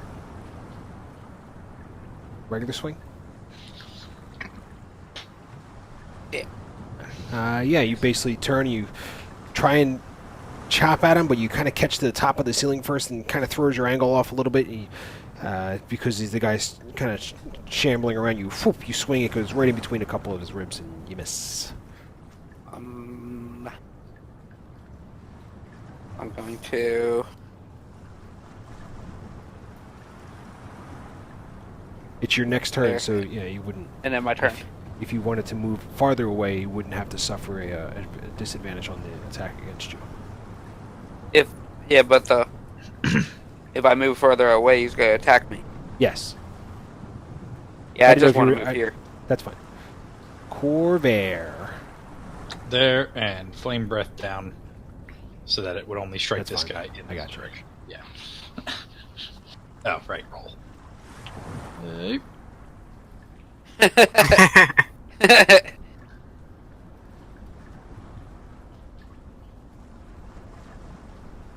I'm not even gonna... Oh, I do have to bother. Deck save. It passes. 5. You blast it in the face with your hot onion breath, and it kind of stumbles back for like a quick second. And as it leans forward, you can see bits of chainmail that are slowly starting to like melt a little bit down its face. And I'm gonna have my turn. There. I want to rapier him. You do rapier him. You Rapier. put your hands up and you kind of twirl it around and plump, you plunk out another section of this guy's spine and falls down and slams backwards. And he is killed. Bum, bum, bum, bum, bum, bum, bum, bum, bum. You did it, Reddit. Droop takes another step back. Can Droop make a dexterity saving throw? No, I'm like it. Oh, okay. Yeah, nothing. I want to ask Corvair if those were the dead things like the other guy made. Very similar. And I go, everybody grab the bones, put them in a pile over here really quickly. Is that other guy here? Did he make the dead things come alive? I don't think so. I'm going to have them collect up the bones real quickly before my fire breath runs out and try and basically turn them to cinders. How long does your fire breath last? 1 minute. Yeah, I'm going to say it takes longer than a minute to... Alright, then I'm going to tell everybody to back up, and I'm just going to start toasting the floor. Alright. So you yell, back up, Terry. Back up, Terry! Back up! What you doing, Terry? Is everybody backing up? What you doing? I'm going to run over to here. Yeah, where do I back up? Yeah. Wherever you want to back up to. Basically, What wherever about the the skeleton door? bones are not. Thorin. Go down here. And Droop is going to take another step back when they come out. so yeah, Droop backs up and kind of walks into the door. So yeah, Corvair's in there just going, with his hot onion breath. Moving And all whatever- around. Whenever it wears off, can I just end in a burp? That's fine. I'm going to say that I'm sorry. Bear didn't want to get fire breathed. I'd be aiming down, too. So it I shouldn't... understand. It's still a 15-foot cone. That's not how That's fire true. works. Wait. Yeah, I'm more than 15 feet away. Yeah, but he's moving around the room. Oh, well, that's a bad plan. It is a bad plan. Well, I would do it so All I the wouldn't bones hit are Bear within with 15 it. feet of you. No, Yeah. some of them are over here. Some of them may have wound up down here. I was just doing the ones that reanimated. All of them. Yeah. Okay. Yeah, some of them flew around. So yeah, basically, you see inside the room, you see Corvair just walking forward, going, and you see Bear kind of comically running back and forth, like the scene in Scooby-Doo where they're going through the different doors. I'll be screaming like I'm getting murdered to death. Okay. Yeah, so you're just screaming, and he's running around just blowing everything up. After the minute, you see him kind of pat his chest and go, and this little one little flame kind of pops out. Okay, hopefully they won't come up behind us anymore. You okay, Bear? Yes. Okay. Is there anything I didn't light on fire in the room? Bear. Besides him, there's nothing else. Well, stone's hard to light on fire, but yeah, anything that would have been deemed useful is now just singed. Completely. Yay! That's what I do. And I'm walk out. Oh yeah, sorry. You can reconvene in the hallway. That's fine. Are we reconvening in the hallway? Yes.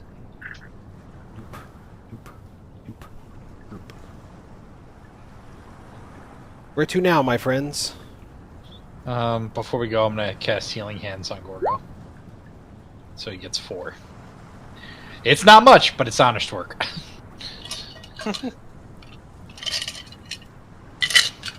What is that noise? Whoever's... Jesus Christ, that's loud as fuck. Sorry. It's the end of my drink. It's my Stanley Stein. It's an insulated Stein. Cool. Highly recommend it. Keeps your drink very cold. And noisy as fuck. So what's next? What's about a drink? Let's try the real left door. All right. What's we same stack as last time?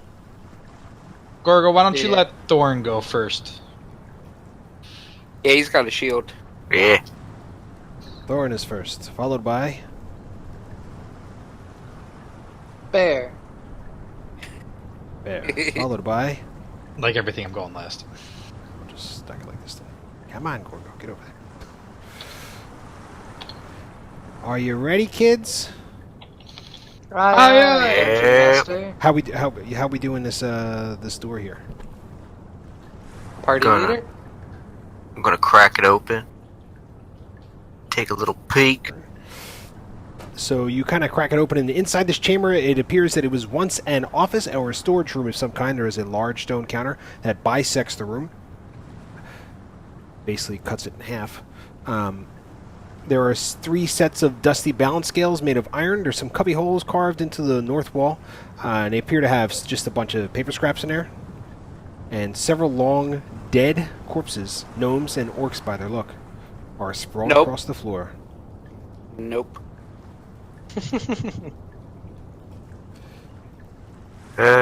Guys, do you think we should go in here? There's some dead guys in here, and I don't know. I don't feel good about this. Do you want me to burn them before we go in? If you'd like to. I will switch places with Thorn. Okay, you going inside? I'm just gonna stand, if I can stand at the door, and just start launching fire bolts at the corpses. Or the... There,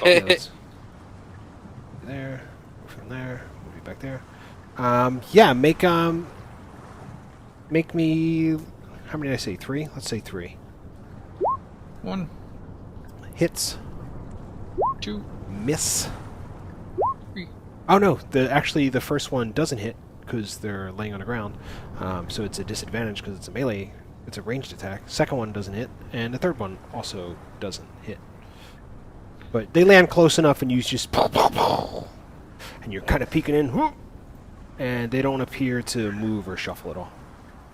And then I'm going to go inspect the counter and the cubby holes. So you step in, and behind the counter you find the iron strongbox. You kind of jiggle a little bit. Feels like it's a little weighted.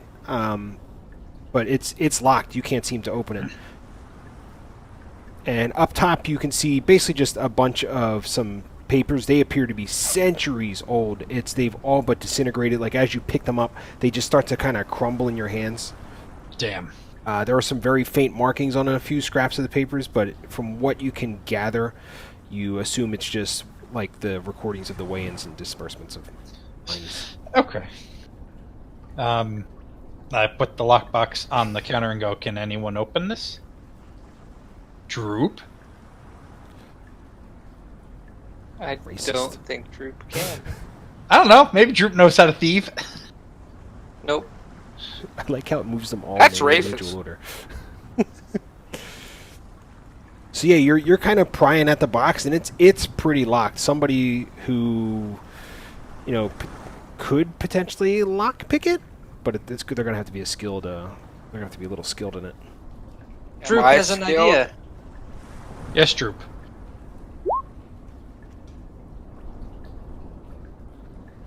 Oh, you want to short sword it?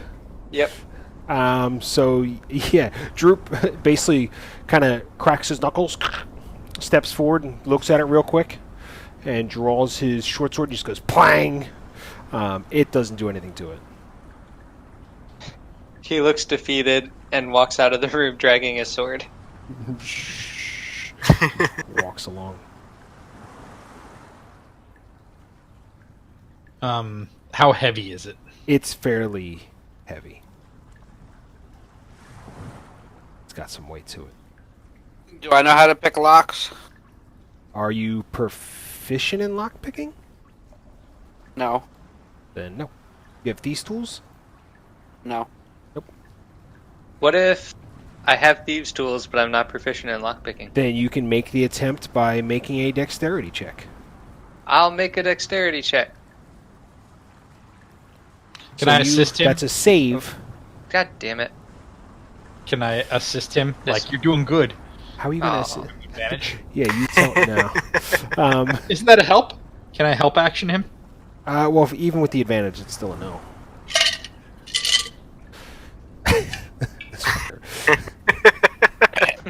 I'm out of drink. It sounds like you're you have like a can of Folgers and just shaking pennies in a jar to scare a dog from getting him to stop doing something. So Bear kind of stretches out his arms, grabs out his couple little thieves' tools, and he brings out his things, and he's lockpicking. You hear him. He's got his head. Listen to it here. And he's kind of going back and forth, and Bear hears like a click, and he kind of rakes it a little bit, but he just can't seem to pop it open. Here, let me try. I will hand him my thieves' tools. Nope. You hand it Where's to the Corvette, shot? you basically pull out the tools and lay them on the little table, and he looks through them and kind of picks like a rake and picks just like a tension rod, puts the rake back and draws a second tension rod, and just kind of jams them both in and just starts like pulling them up and down, twisting them, and they're not going anywhere. Hey, Gorgo. Does he still have bardic inspiration? I think that helps. I mean, it's been less than 10 minutes, but technically it's an ability check, so technically it does help. I don't think it'll help, but I can... What, it's 10 minutes long? Yeah, so you can add a 1d6 to your roll. Well, let's add it, even though I think it's going to do absolutely nothing. So your total of 7 is still less than 15. And That's what I yes, thought. It does absolutely nothing. And I have no more bardic inspiration. At least you used it. Yep. Anybody else? Great axe. Hang on, wait. I don't know what the AC is on. I'm going to keep it the same DC as the other. So you basically grab your great axe, and while you see Bear, like they step away, and they're looking at the lockpick tools, you just step up and just go, wow! And you put a big-ass dent in it, but it doesn't seem to open. Damn it, Gorgo. What? I was gonna heat it up so you might be able to cut it With what? with your great axe. That's not a cutting tool. I mean, it's literally a giant blade.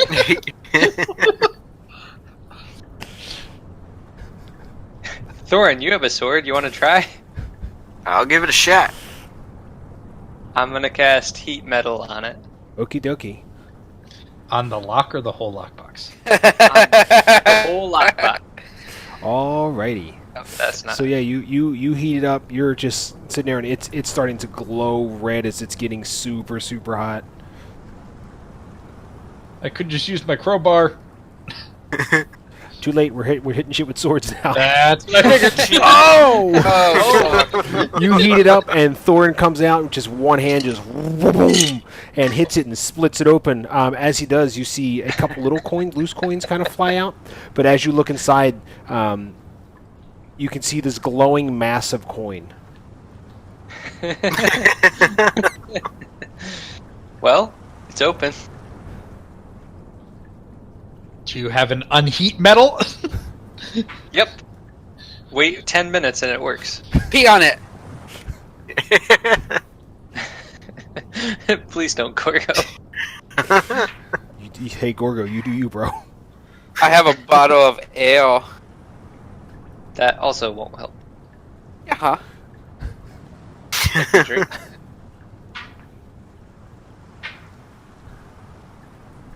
So what are we doing? We waiting 10 minutes?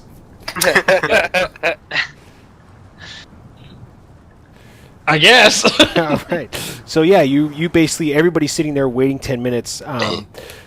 You see Gorgo standing there. What's a water skin? Think of it like a like an old timey Western thing that they drink water out of. I have 5 of them. You have Shouldn't have 5, but okay. should have one. Oh no, it weighs 5. Okay, that makes sense. I'm pretty sure the weight is 5. Yeah. 5 what? Weight units. So, what are we doing with the water skin? I'm gonna dump it on there. Alright, so you put the whole thing? Yep. Alrighty. That sounds regrettable. So you pour your water skin, and it's just... You can hear like steam, you hear some like cracking and some clinking. After it dries and it cools down, who wants to touch it? I want to I will. touch it. Well, Gorgo said I want to first. So Gorgo, let's touch them gold coins, son. Touch. I'm gonna need a Constitution saving throw.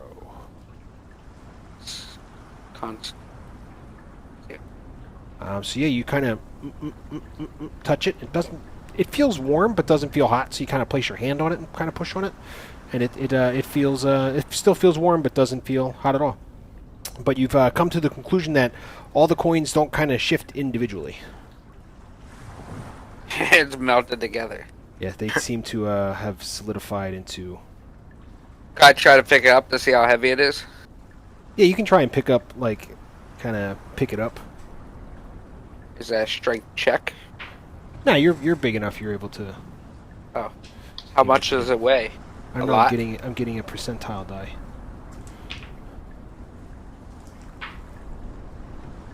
It's got some weight to it, but you'd be able to carry it. Let's say it weighs 20 pounds.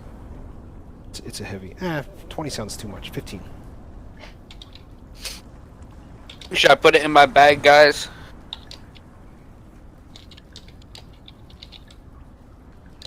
Everybody is not helping Gorgo today. Jesus Christ.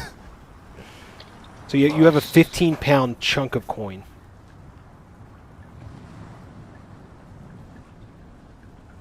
Put it in your inventory as 15-pound chunk of coin. I have good ideas. You gonna make it rain on somebody and just hit him with a brick? Make it rain, bitch! Boom. Looking around on the floor, you do see that some of the coins, when he hit it and opened it up, did seem to kind of pop out, and over the time they have cooled down. They're a little deformed, but you find 5 copper pieces and 5 silver pieces. Loosey-goosey on the floor.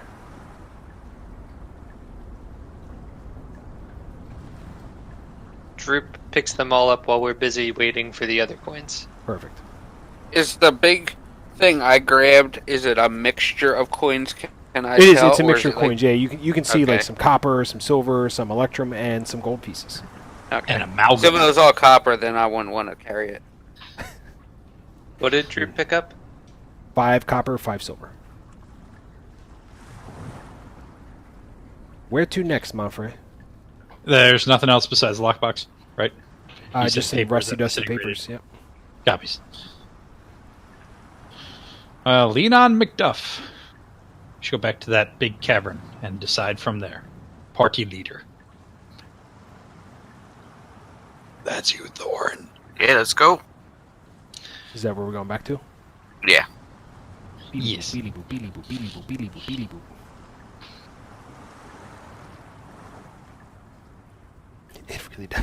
It really doesn't like that. I guess I have to be on that layer to do that. I do have to be on the layer to do that. Learn something new every day. Okie dokie. You guys are back in the cavernous cavern. I see something that catches my eye. Oh, down What the is- way here? Oh, never mind. It's just a door. What? There's a door up top. Oh, here? Yes.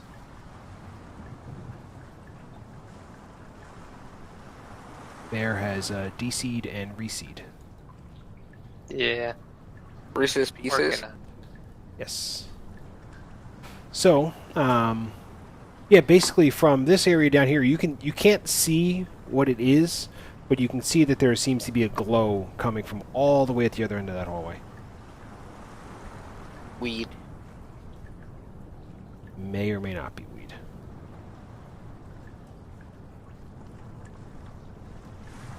So what are we doing? Yeah, we can head over that way. Start check.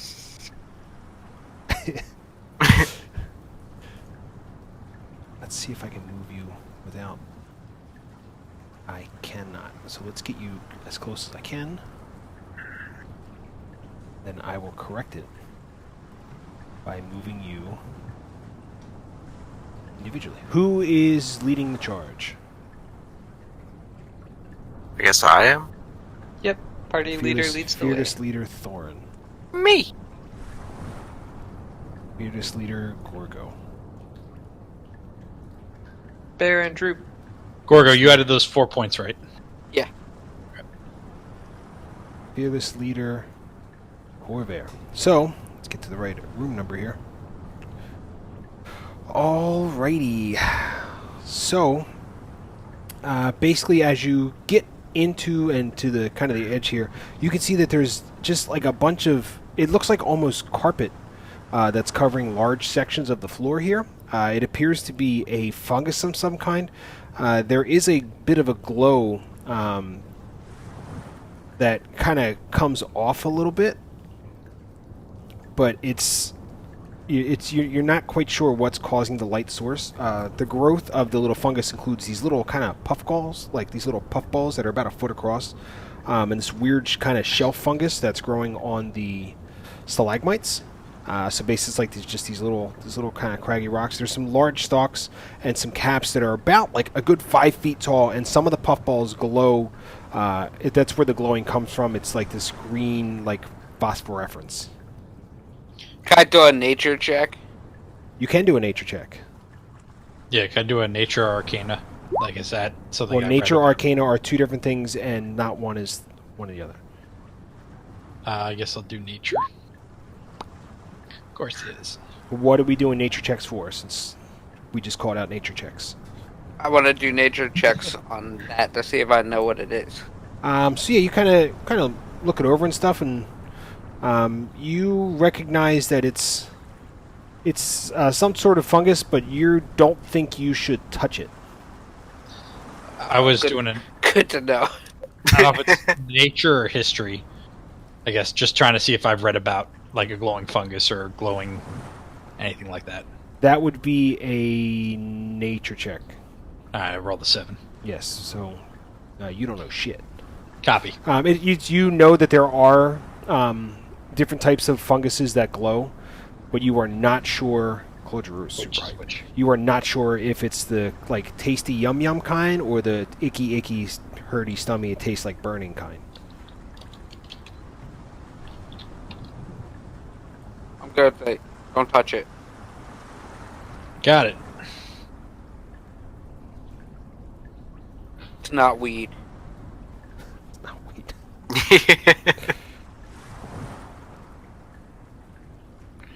Oh, what the hell was that? So what are we doing? I think we should go in further. Take a look at this cavern, but don't touch the fungus like Gorgo said. Yeah? Party leader? Yeah. Okay. Point which direction you would like to head in.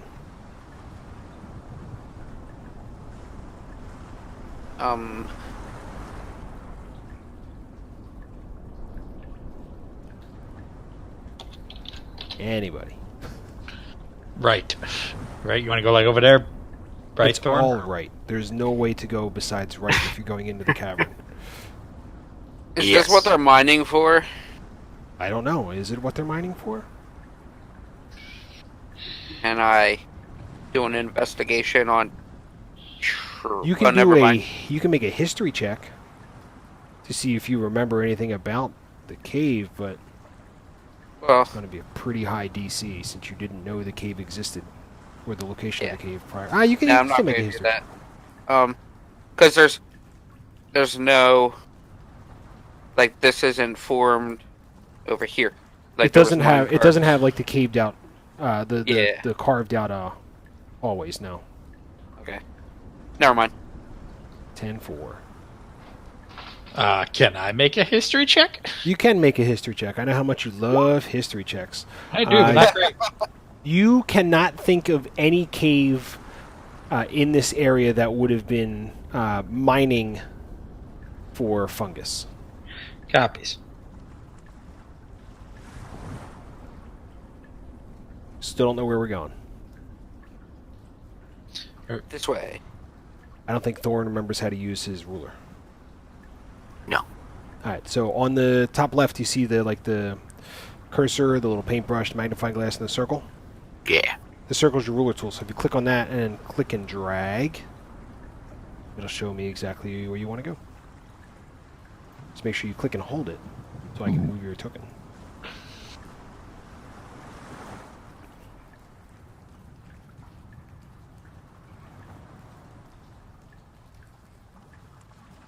Not working. There it goes. Go there. Where you want to move to right here? Yeah. I'm going to move everybody else in a line as if you're a snake. Sneaky snakes.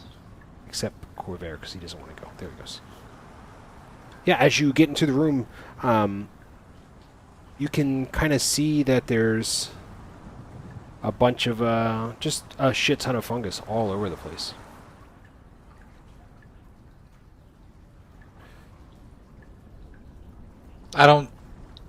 Would it be an Arcana check to see if there's anything like spores in the air or anything weird?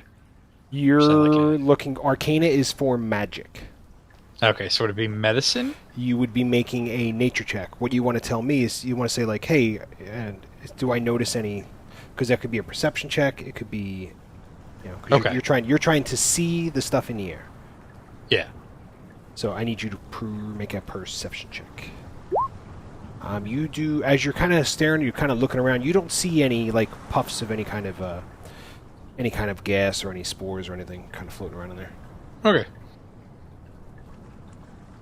It seems safe to breathe. Do you want to go south in this cavern, Thorn? Sure. How you gonna go south? What? Well, I can't see the cavern.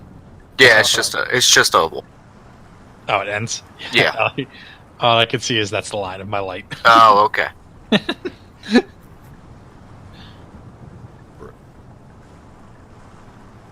Well, then, do you want to take the pathway like over there? Go in here. I go up here. So we're going to exit out this top one here. Yep. All right. So, as you begin to walk through it, Thorin, you're going to be the first one. Can you make me a Constitution saving throw? 14. You have no problem. So as Thorin's kind of walking through, he gets. Oh, you know what? Let's adjust this here, since everybody's walking in a kind of in a line. He starts to kind of cough a little bit. And you see little puffs of some of the puffballs start to put some stuff out. Gorgo. What? And you need that Constitution saving throw.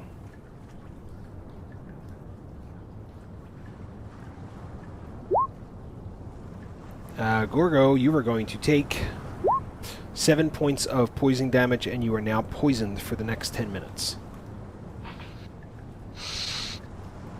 Bear. What does poisoned mean? Poisoned means that he has a disadvantage on attack rolls and ability checks for 10 minutes. So you see Gorgo as he's walking by. He's kind of coughing real heavy, and he's having a bad time. As you kind of make your way through, Bear, you manage to not have any. Let's just put you at the end of the cave, because that's what we're going to wind up doing anyways. Nope, nope, nope, nope, nope, nope, nope. Come on. Don't do this to me. Come on. Come on, roll 20. You can do it. That one. That one. Droop. I'm going to need that Constitution saving throw, buddy. I'm going to be so mad. What happened? Oh, fuck. Droop, you also are going to take some poison damage. 9. So yeah, Droop's going through, and he's coughing super heavy. It's not. He doesn't look super great. He seems more green than usual as it goes by, and he is also poisoned for 10 minutes. Can I wet a piece of cloth and hold it over my mouth and hold my breath as I go through? Yep. So you pour some water on the cloth and hold it to your face and begin to kind of walk by, but in any parts of exposed skin, or it seems to be really, really irritating you, and I need a Constitution saving throw. 22. Yeah, you managed to kind of get on through, and you kind of feel like the tingling on your skin where it touched, but it does not cause you to get sick. Can I try and do a medicine check on Droop? Why don't you tell me what you want to do, and then I'll let you know what check you need to make. Basically, like, try and, like, dust off any possible spores, like with the wet cloth that was in front of my mouth, to try and help him out. I mean, you can clear him off, but it's not going to remove his poison status. Cappy. Because he's ingested a bunch into his... I wouldn't know anyway with what I have to make them unpoisoned, correct? No. Like, I have no herbs or... Because I didn't take my alchemy yet. Got it. Okie dokie.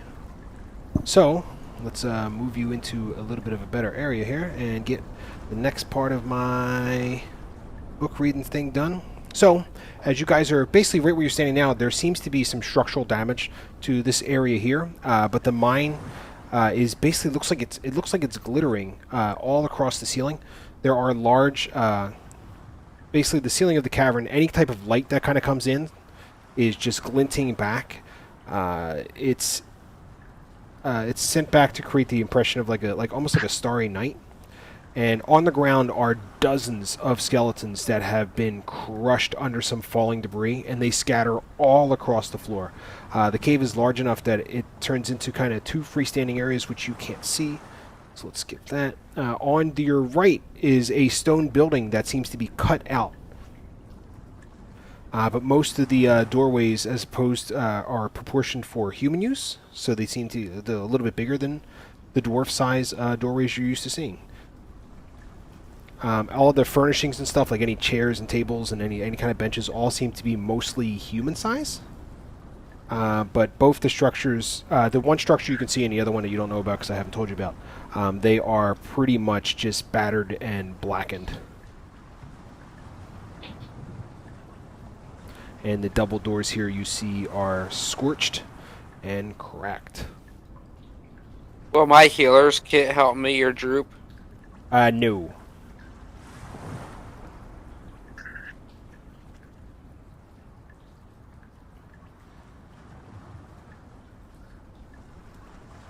What would you like to do? Does any of the stuff on the ground look fresh that fell? Yeah, it looks like there's still, some sort of issue.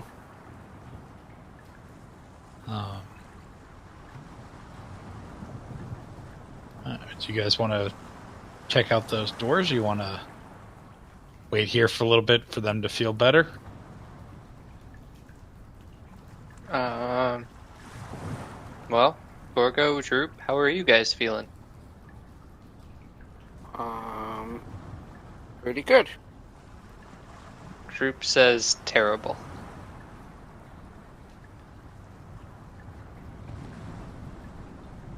So what are we doing?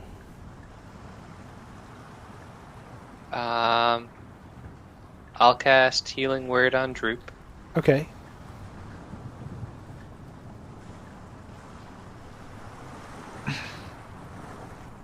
And we'll continue on.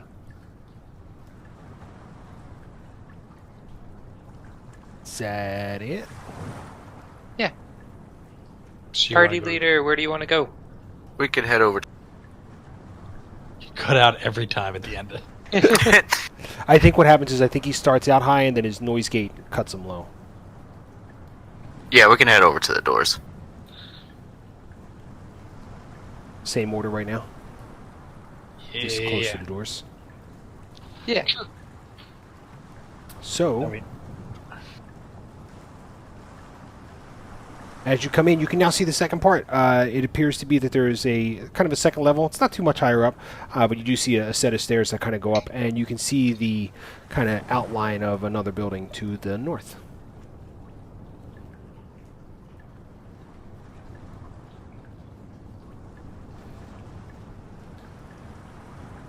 What would you like to do?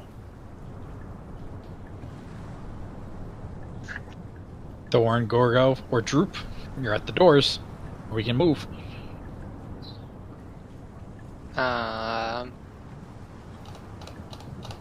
Droop will draw his short sword, and can he ready an attack before he opens the door? Yeah. Alright, he'll ready an attack and kick the door open.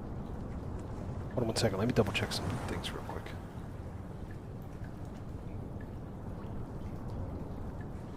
All right.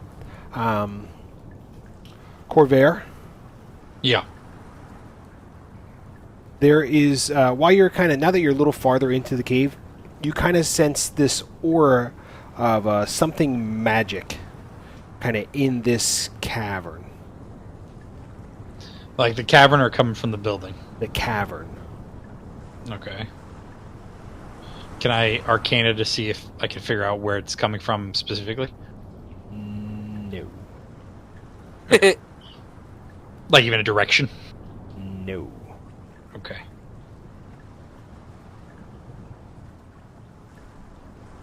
Alright, so Droop is kicking the door open and busting in like a hot sausage.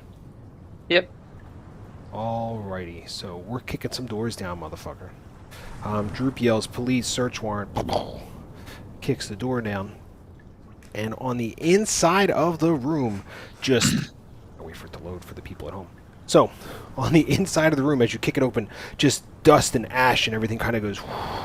lofts up from the walls, and it's the walls are blackened. There's heaps of debris just all over the place. There's sagging parts of the ceilings that show that the room was damaged by some sort of giant destructive blast. Any type of furniture, like tables, chairs, bookshelves, beds, they're just charred or splintered all over the place. Things that are stone are still pretty well preserved. As you're kind of looking in, you can see directly across from you that there seems to be an iron chest that's there, but it's damaged. Like broken into, damaged? It doesn't appear to be opened.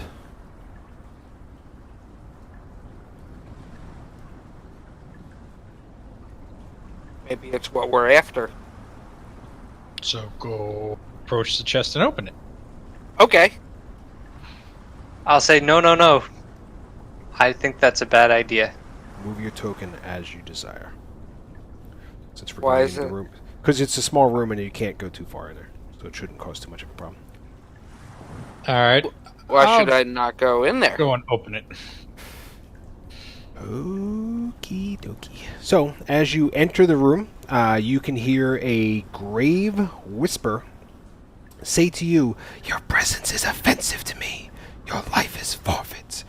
My treasures are mine alone, not yours to plunder." When a ghostly figure rises up through the floor, and he looks like this guy.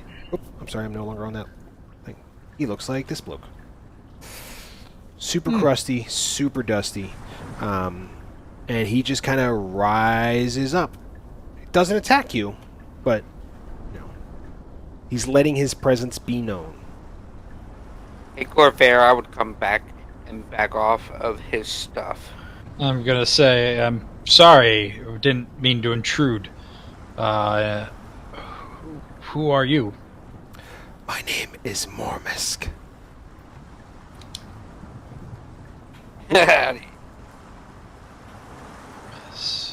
Oh, more mask. Okay. Is the first one it didn't? No, it's completely wrong. Okay. Okay. His name is Mormesk.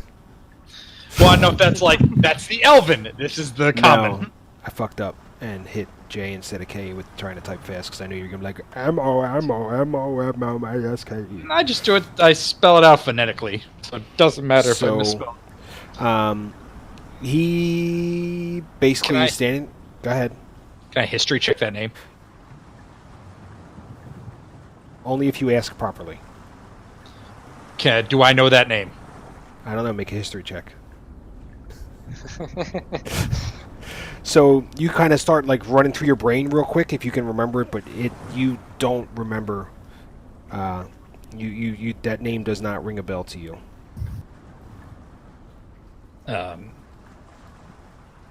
I'll go. How are you bound here?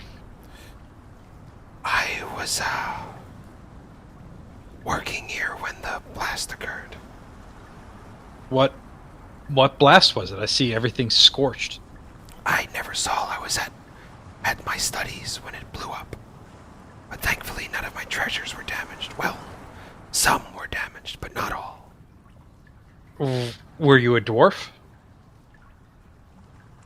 It doesn't say. Okay. Yes.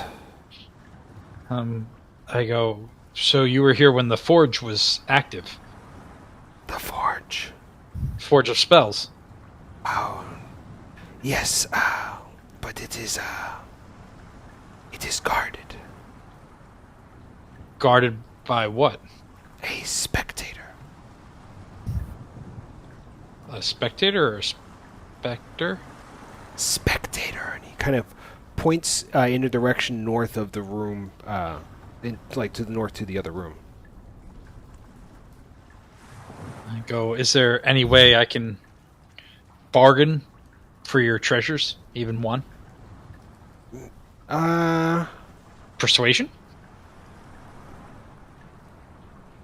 I like how you make the decision. Persuasion. I don't know, bro. No, I'm asking. I know, and I don't know. I'll let you know, man. Settle down. You love rolling them dice, bro. Yeah, dice. Let's see. Can I slowly back off away from the door? He's basically, you can take a step back, but he looks at you and says, "No, my treasures are mine and mine alone." Well, what use do they have to you?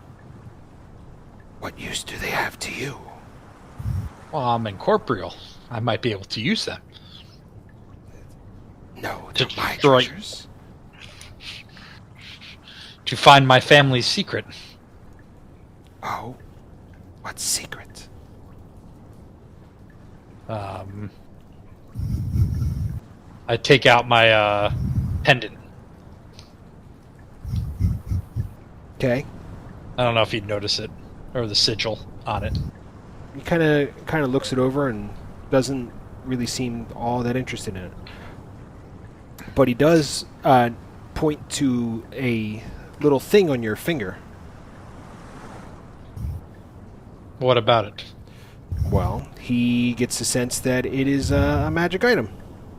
It is. It is, and he basically kind of looks at you and says, "The pendant not interested, but the ring. We can make a deal." Oh, well, for what? You wanted my things, and I can't allow that, but for trade, I will give you information for the ring. Hmm.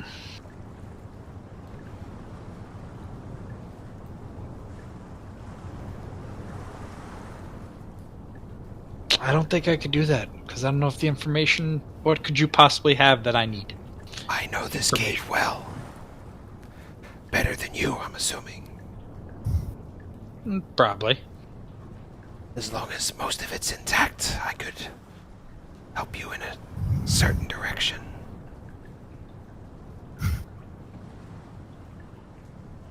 If not, I can just end your life and take it at will.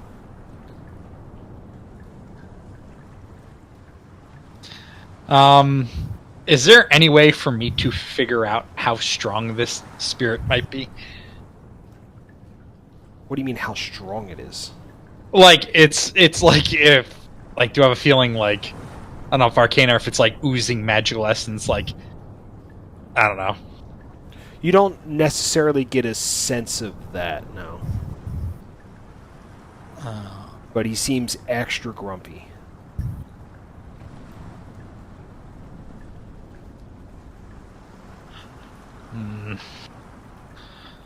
I go, no, I'm not going to part with one of my items for just information. Then I guess you'll have to part with your life.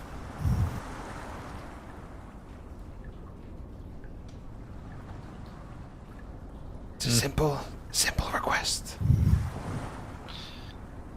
Unless any of your friends outside would like to part with something.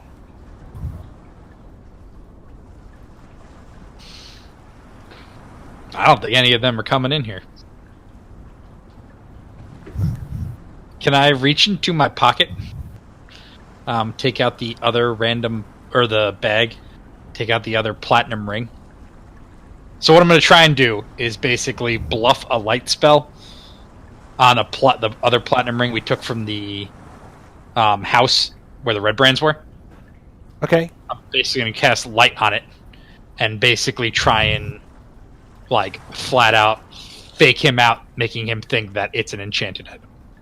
Yeah, make a I don't know if that's deception check. deception. Okay.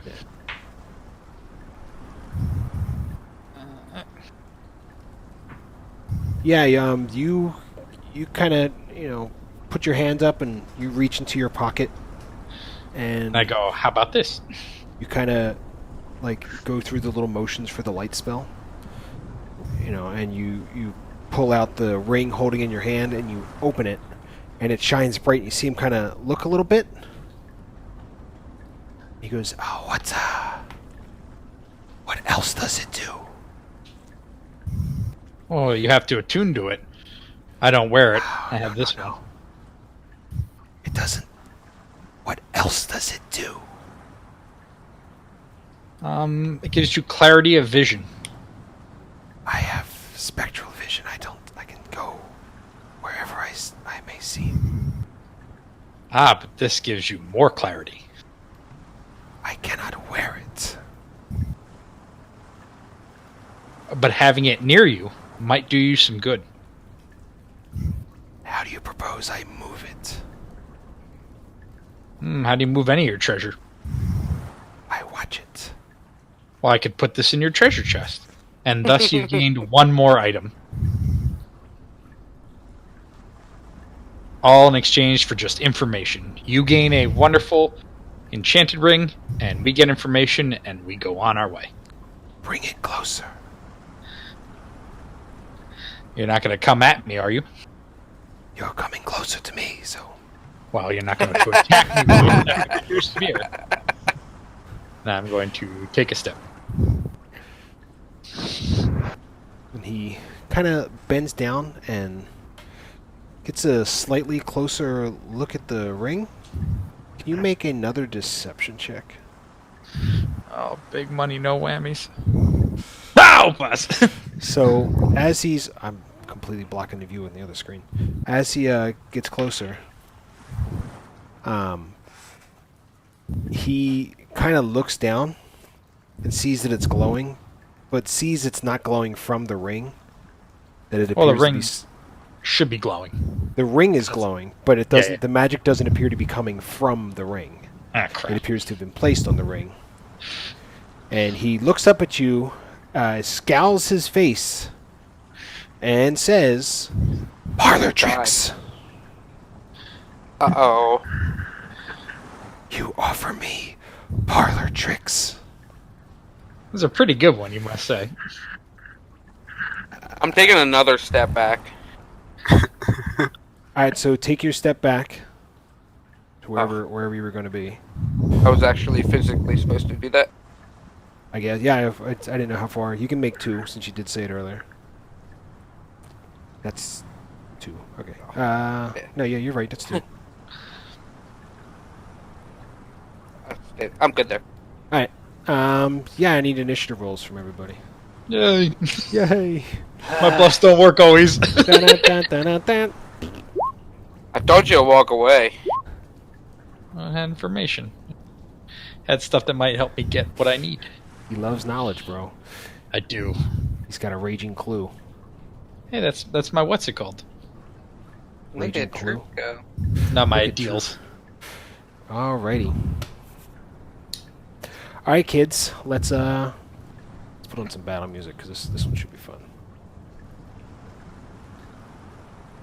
Where is my battle music? Let's try that one. And it's copyright claimed. Oh no, that won't work. Alright. Hey, Droop. Having used all of his confidence to kick open the door, Droop is gonna run away and cower in the corner. Probably smart.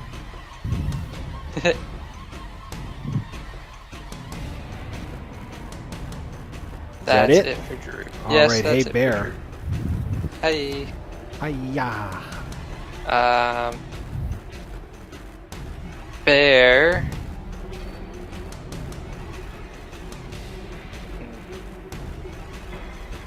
I didn't think this through.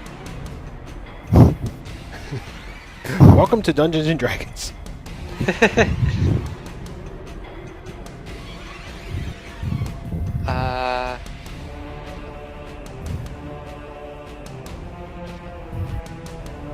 That'll work. So I'm not gonna do this, but I'm just curious. Well, no, that would be metagaming. Never mind. I am going to cast Fairy Fire into Are you asleep? No. Alright, sounds like you're sleeping. It was those heavy breaths. Oh, okay. I was like, oh shit, is he asleep? That sucks.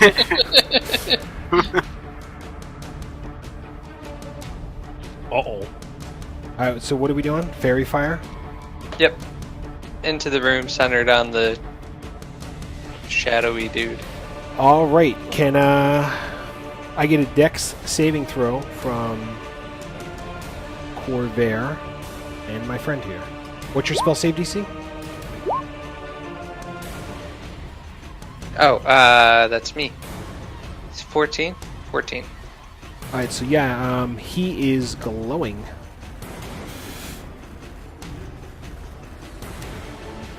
Okay. I'll use my bonus action to give Corvair Bardic Inspiration, and end my turn. Alright. Corvair. We're gonna do that. So I'm going to go, well, you had your chance, and start glowing. Consumption. I'm gonna start having light just pour out of me. Okay. And they must, what was the damage? Half your level rounded up. So 2. So 2. He takes a whopping 2 radiant. radiant damage. You also take a whopping 2 radiant damage. I take 1 because I have celestial resist. Yeah, I forgot, yeah. Is that it? Yes. Alrighty. Hey, Gorgo. Yeah? Shit's popping off. What are you going to be popping? I'm gonna pop off my health potion. Okie dokie. You still have one? Yeah? Alright. I have 1. Pop that health potion, brother. How do I do it? There should be a spot on where your attacks are that says health yeah. potion. You gain 5.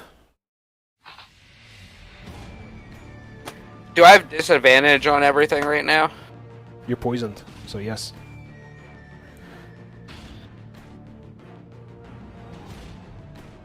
I'm gonna...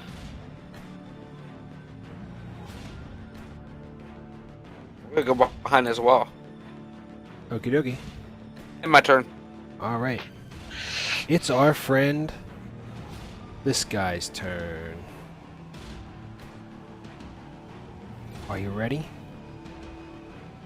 Sure, I'll die. Hey, Corvair. Yeah. I'm gonna need me a... well...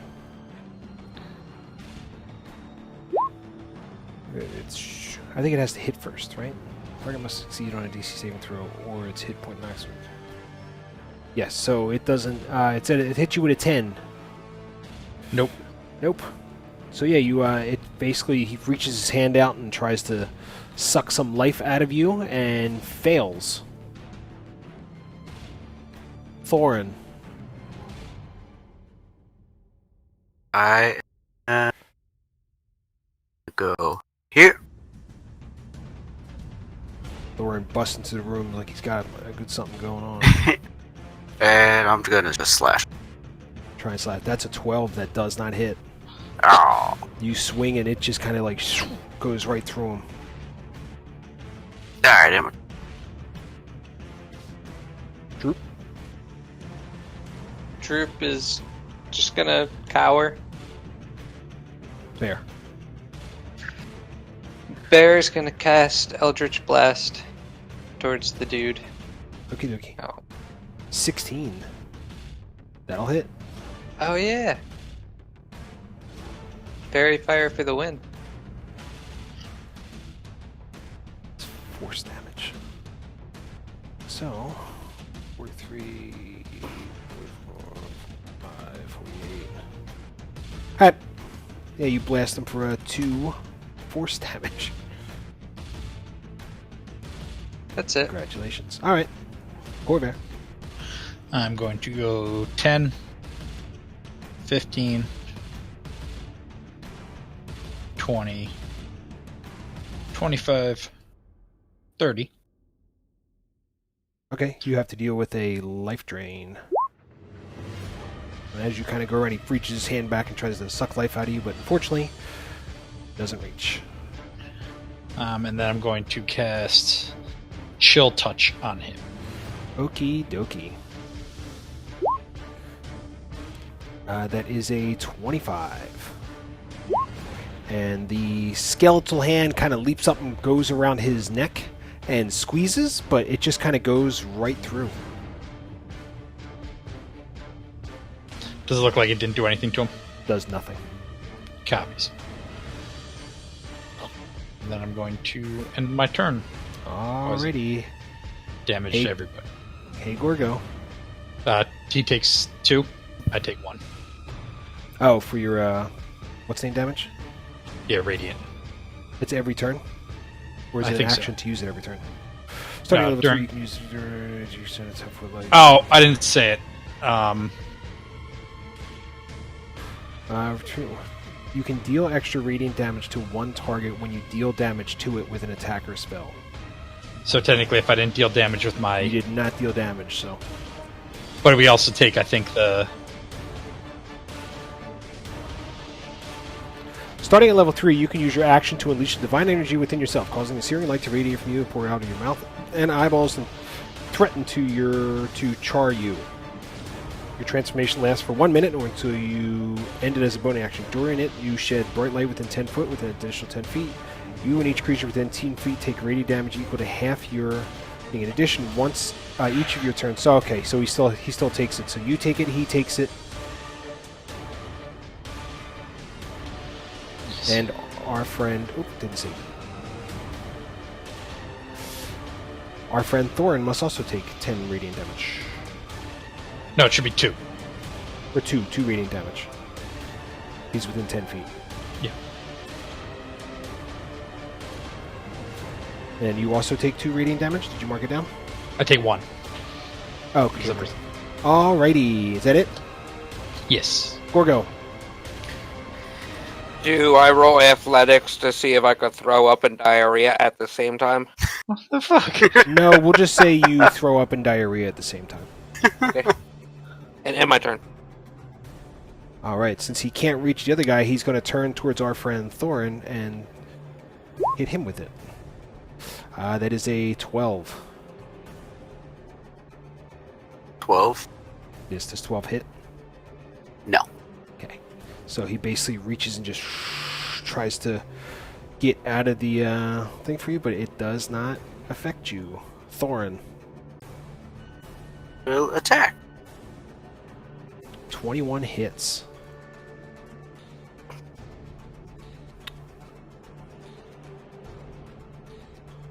Come on, magic longsword.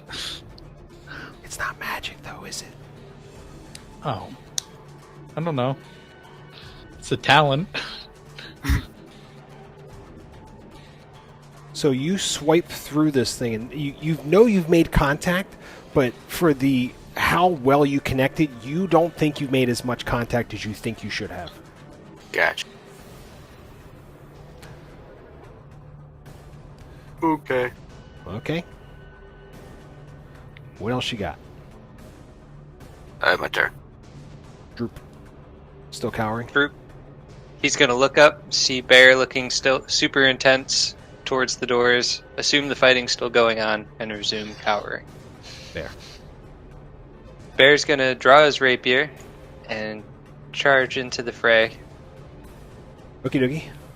When he gets in there, he's gonna cast Dissonant Whispers at the 2nd level Okay. on the dude. Oof. DC 14? Yeah. Is it half, Damn it. right? Failed save takes... Yeah. Or media uses action to creatures, not Yeah, it's half. half. Okie dokie. Psychic damage? Yep. Okie dokie. Alrighty. So it's half.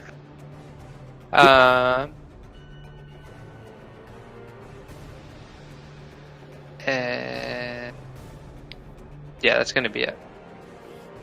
Corvair. I'm going to take one more step this way, Okay. and I'm going to cast Magic Missile. Magic Missile! Magic missile.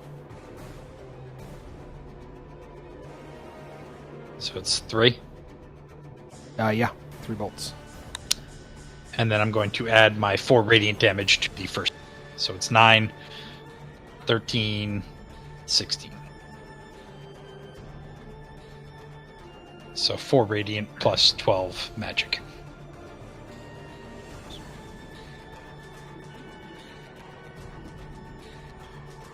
Alright, so it's 9 plus 4 plus 3. Right? Yes. 12 9 plus 4. Yeah. It's 12 force. Plus 4? It's 12 force plus 9 or plus 4 radiant. The math checks out either way. Yeah, for resistance types. You said the same thing, just different. Copies. All right, so yeah, you just and you see him kind of lurch as the attacks hit him. He takes 2 extra radiant damage. And I I'll have to take double check that. I don't know if it's at the start of every turn. It says, and Yeah, at the end of I each of think your that's- turns. No, it says you deal a 10-foot radius. At the end of each of your turns, your attack, and each creature within 10 feet of you takes radiant damage. equal to half your level rounded up. In addition, once on each of your turns, you can deal additional. I got you. And I move far enough away. Or go. I feel a little better. We got 1, 10, 15, 20, 25, 30. Okay. And I'm gonna go try to get my great axe off my shoulder. But instead, I rip a patch off my vest. Ooh. You ripping patches now. I want to do. I want to rip off the 4 red bottles. The 4 red bottles. So you kind of rip them off and you hold it in your hand. And you basically hold it there and you watch as the patch seem to kind of move a little bit. And you kind of see it like start to hop and jump. And you're kind of closing your eyes and you see thump as 4 potions of healing appear in your hand. Oh. So can I give them out? Right now you're holding them. You wouldn't be able to hand them to anybody right now. Oh. Even Bear? Yes. Damn it. And that was my action, right? Yes. Okay. What? Damn it, I couldn't do what I wanted to. Is that it? Yeah, I guess so. Alright, hey Thorin. Thorin? Me? Yeah, Is it ready? me? Yeah. 15 doesn't hit. So your turn, buddy. Alright. I'm gonna try to attack. 14 hits. Want to be 27 because it's still. Oh, it is. Yeah, it is 27. You're right. Thorin. Blaze. Yes. How do you want to do this?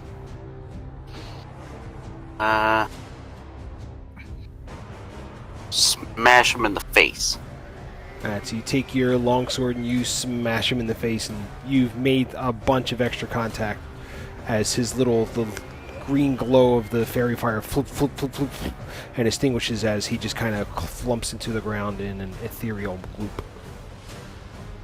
Ba ba ba ba ba ba ba ba ba. You did it. Yay. Yay. I look at Corvair and say, "Why do you have to piss everything we come in contact with off?" And I'm going to look at him with glowing eyes and then dispel it and go, "It's what I do."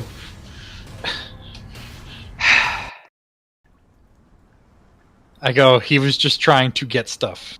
I go, "Yeah, should have stuff here somewhere. I was just trying to get information and he wanted to kill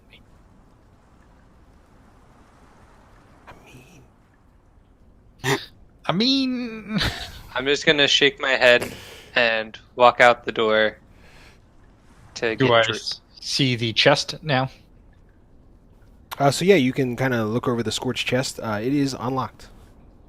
Actually, before I do that, is there anything on, like, in where he dissipates? Did anything fall down? Amulet, Yes, he crown? was unable to hold any of the things that you were willing to handle, but he is carrying items a la Skyrim. Well, no, I didn't know if anything fell. 3 fresh apples. Yes, 3 fresh apples and a lit torch. Alright, fine. I'm gonna open said scorched chest. It licks you. Shh, don't give away, bro. Spoilers.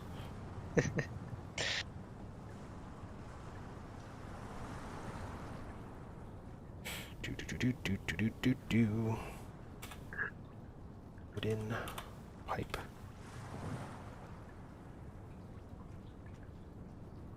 Wooden pipe adorned with a platinum filigree. Ooh. Oof, that's a fancy word for squiggles. Yep. So, inside the chest, it's a scorched chest, you find 1,000, Jesus Christ, 1,100 copper pieces, 160 silver pieces, 50 electrum pieces, 3 diamonds worth 100 gold pieces each, approximately, for as best of your knowledge, and a wooden pipe adorned with a platinum filigree. For people who are wondering, the fuck's a filigree? This thing. Yes. It's like an inlay. It's very nice. Do I sense anything from the wooden pipe? Negative. Okay. For smoking them mushrooms, dog. Copies. What about the fungus?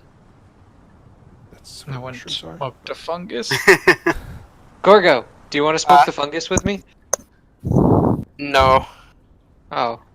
Okay. I'm gonna put that all in a separate bag of loots. I'm already poisoned from the fungus. That is true. Fair enough. So as you're kind of looking around the rest of the room, it's still pretty dark in there. There's not much light, but you do see a door to your south.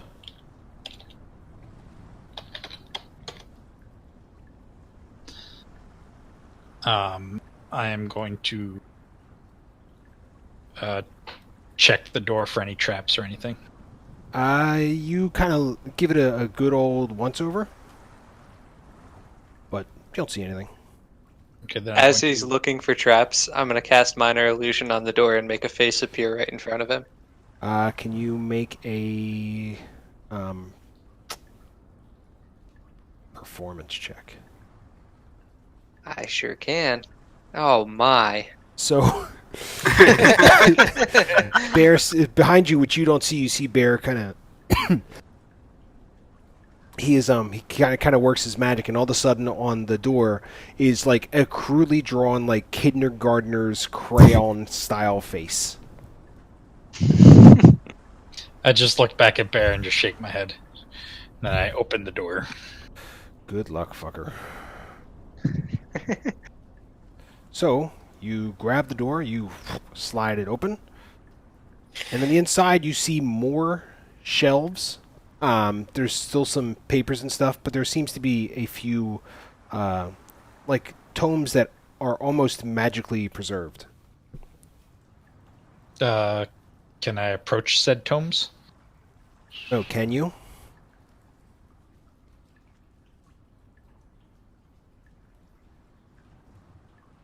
Do I sense like any magic coming from them? What the fuck is going on in the living room? Maybe I'm getting robbed. What? I don't know, my wife goes country line dancing, so there's a solid chance that she's home, but there is a shit ton of noise coming from the living room. So, but she drops shit all the time, so odds are it's just her phone. Do you need to go check Nah, to make fuck sure you're that. not actually being robbed? Bro, I got Wolverine claws, cuz I'm all set. Okay. I'm gonna fuck a motherfucker up. I'm yelling infernal at him and just. And hit him. You're gonna be like Anyway, that guy who hit the guy who got into his house with a battle axe. I do want a battle axe, but I have a sword. I think it was in Florida. It was some guy like broke in and a guy wearing like your classic stoner goes grabs a battle axe and like thumps him in the stomach with like a semi-sharpened edge. The guy had to go to the hospital. It's like, how bad is your life when you get a battle axe by a nerd? I mean, I have Narsil, so I'm not really that nervous. Anyway, yeah, you kind of start going over some of the things, and most of them are basically kind of histories of the cave. Different things that have gone on, different old history stuff, but it seems to be, it's written in language, but you can't seem to sit and like skim through the word, like skim through them really fast. It seems to be like the words seem to shift and kind of move as you look at them. They don't seem to be real steady. Can you make an intelligence check? Investigation check. You kind of look them over. Can I use my bardic inspiration to add to my investigation check? Sure. It's a D6. Yep. Yep. Nope. Womp womp. So you kind of lay it out on like whatever's left of one of the tables, and you're kind of looking them over, and you just can't seem to make heads or tails of what this one is. It doesn't really seem to have words on it. I mean, it has words, but it seems like it's more just jumbled mess of anything else. Can I take all 3 tomes? Yes. So the one tome it's jumbled. What are the other 2? They're all jumbled. Oh, okay. Any ones you tried to read, you can see words on them, but when you begin to focus on them, they shift and change. Okay. I'm going to take all 3 tomes. And guys, any I other? fucked up. What'd you do? I rolled a 1 and I could have re-rolled because I have lucky. Yes, you could have. Oh, you halfling luck, right? Yeah. Yeah. Yeah. Oh well. Well. Do I just put 3 tomes? Yeah, it's 3 magic tomes. And in your fanny pack of justice, or whatever you're calling your bag of loots. Okay. Mark a more detailed description, please, because I know you'll forget. Okay.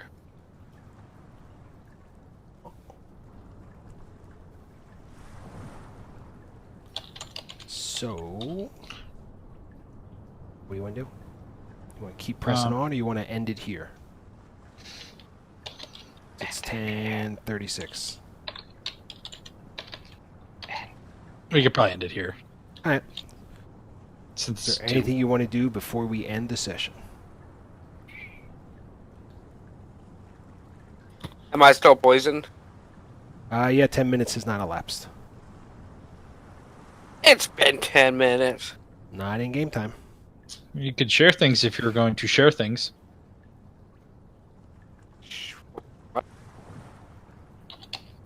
Scorgo's standing there holding, like Yeah, the not... picture of the guy who's holding too many lemons, but it's magic potion. It's healing potions. Yeah, what are you talking about? Does anybody need a potion? Look what I did. I still have Look 2. what happened. And you look at him, and you can see on one of his patches, there's the outline of where it was, like where the stitches had been ripped out, and you can see just like a few stray strains of thread are still kind of sitting there. But he's now holding 4 healing potions. Well, that's cool. Does anybody want a healing potion? Mind if I get one? Okay. Except you. I already have one. I have 2 as well. What about Droop? Droop doesn't have one, but I think he'll drink it if you give it to him. Okay, I'll give it to him. Yeah, he's gonna give it to him. He's gonna drink it. Alright, well, roll me the thing I don't have set up in his, but 2d4 plus 2. I just rolled it from Bears. That's fine. I'm gonna roll mine. Maybe if I can find it. 7. Plus 2 because he's raging. That's not how that works. Well, it's damage, so it would make it a 5. Oh. He's already tried that one. Yep. Is there anything else you want to do? 1, 2, 3. So I gave away. I have 1 health potion left. Besides those things in this room, there's nothing else in this room currently, correct? Just some old notes that Eris can't pick up because they disintegrate when he touches them. Copies. Then I am good. I'm good. You're good? Good. Alrighty, that's where we will leave it for now. They battled through and had some tough times. They got lucky against a giant ghost guy. Very lucky. Because he's only got a couple touches of deaths, and just curious. That's like permanent health point loss, isn't it? that would be considered spoilers, bro. Okay. Because we met Can one in I another ask- campaign that was very. Would Would he be able to be charmed? Or is that Mortis? metagaming? How about that? Yeah. That would be a metagame. Okay. I don't even would my guess not really. You could be My character wouldn't really know what creatures might or might not be able to be charmed, correct? That's all up to you. If you think that like your guy might know, you could always say stuff like, "Hey, have I encountered one of these before?" And I would basically have you roll a history check. That would be free, depending on what it was, as long as you weren't abusing it for every monster. Going like, "Do I know what this goblin does? How about this hobgoblin? What about I the think stone giant?" Humanoids would be the only things that he would have encountered. Stuff like he would encounter in a bar. Yes, I don't want to give away any of your backstory stuff, but whatever fits within that. Like if he hasn't really been out, adventuring long. Okay. And everyone can add 220 copper pieces, 32 silver pieces, and 10 electrum pieces.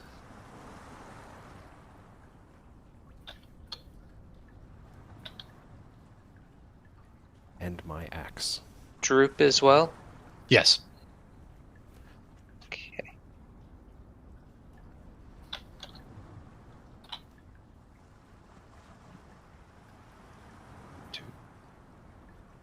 How much copper was it? 220? 220, yep. I suggest putting in the loot channel. Yeah, that's what I was waiting for. Oh. Uh-oh.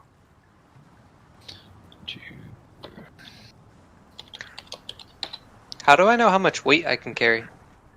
It's your strength modifier times 15. Or your strength times 15. I'm sorry, not your strength mod. Strength mod. Strength score times 15. So my 14. times 50. So 210 pounds. Is it more than I can halfling? carry. Mm-hmm. Very stout. I'm a jacked halfling. Fucking strong as fuck, son. Ah, jeez. I thought I was getting close to my carrying capacity, but I'm not even a little bit close.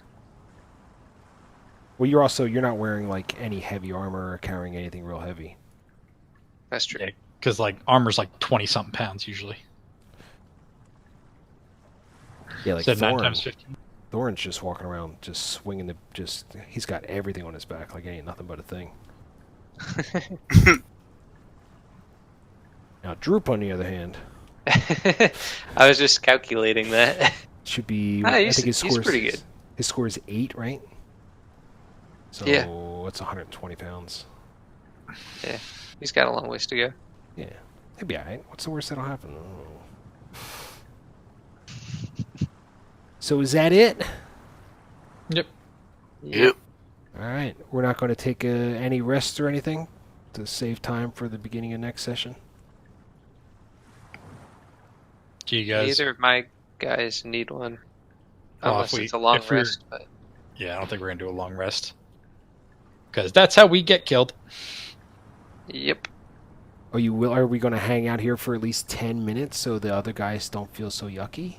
Yeah, we could probably do that. Yeah. Take a breather. Alright. Take a 10-minute breather. No short rest. Come on, click on the fucking thing. Because short rest's an hour, right? Yes. Copies. And that is it. So, we got to say goodnight to Nightbot. Night, Bye. And we got to have the right thing open because closing the Twitch stream chat doesn't stop the stream. Okay, good night.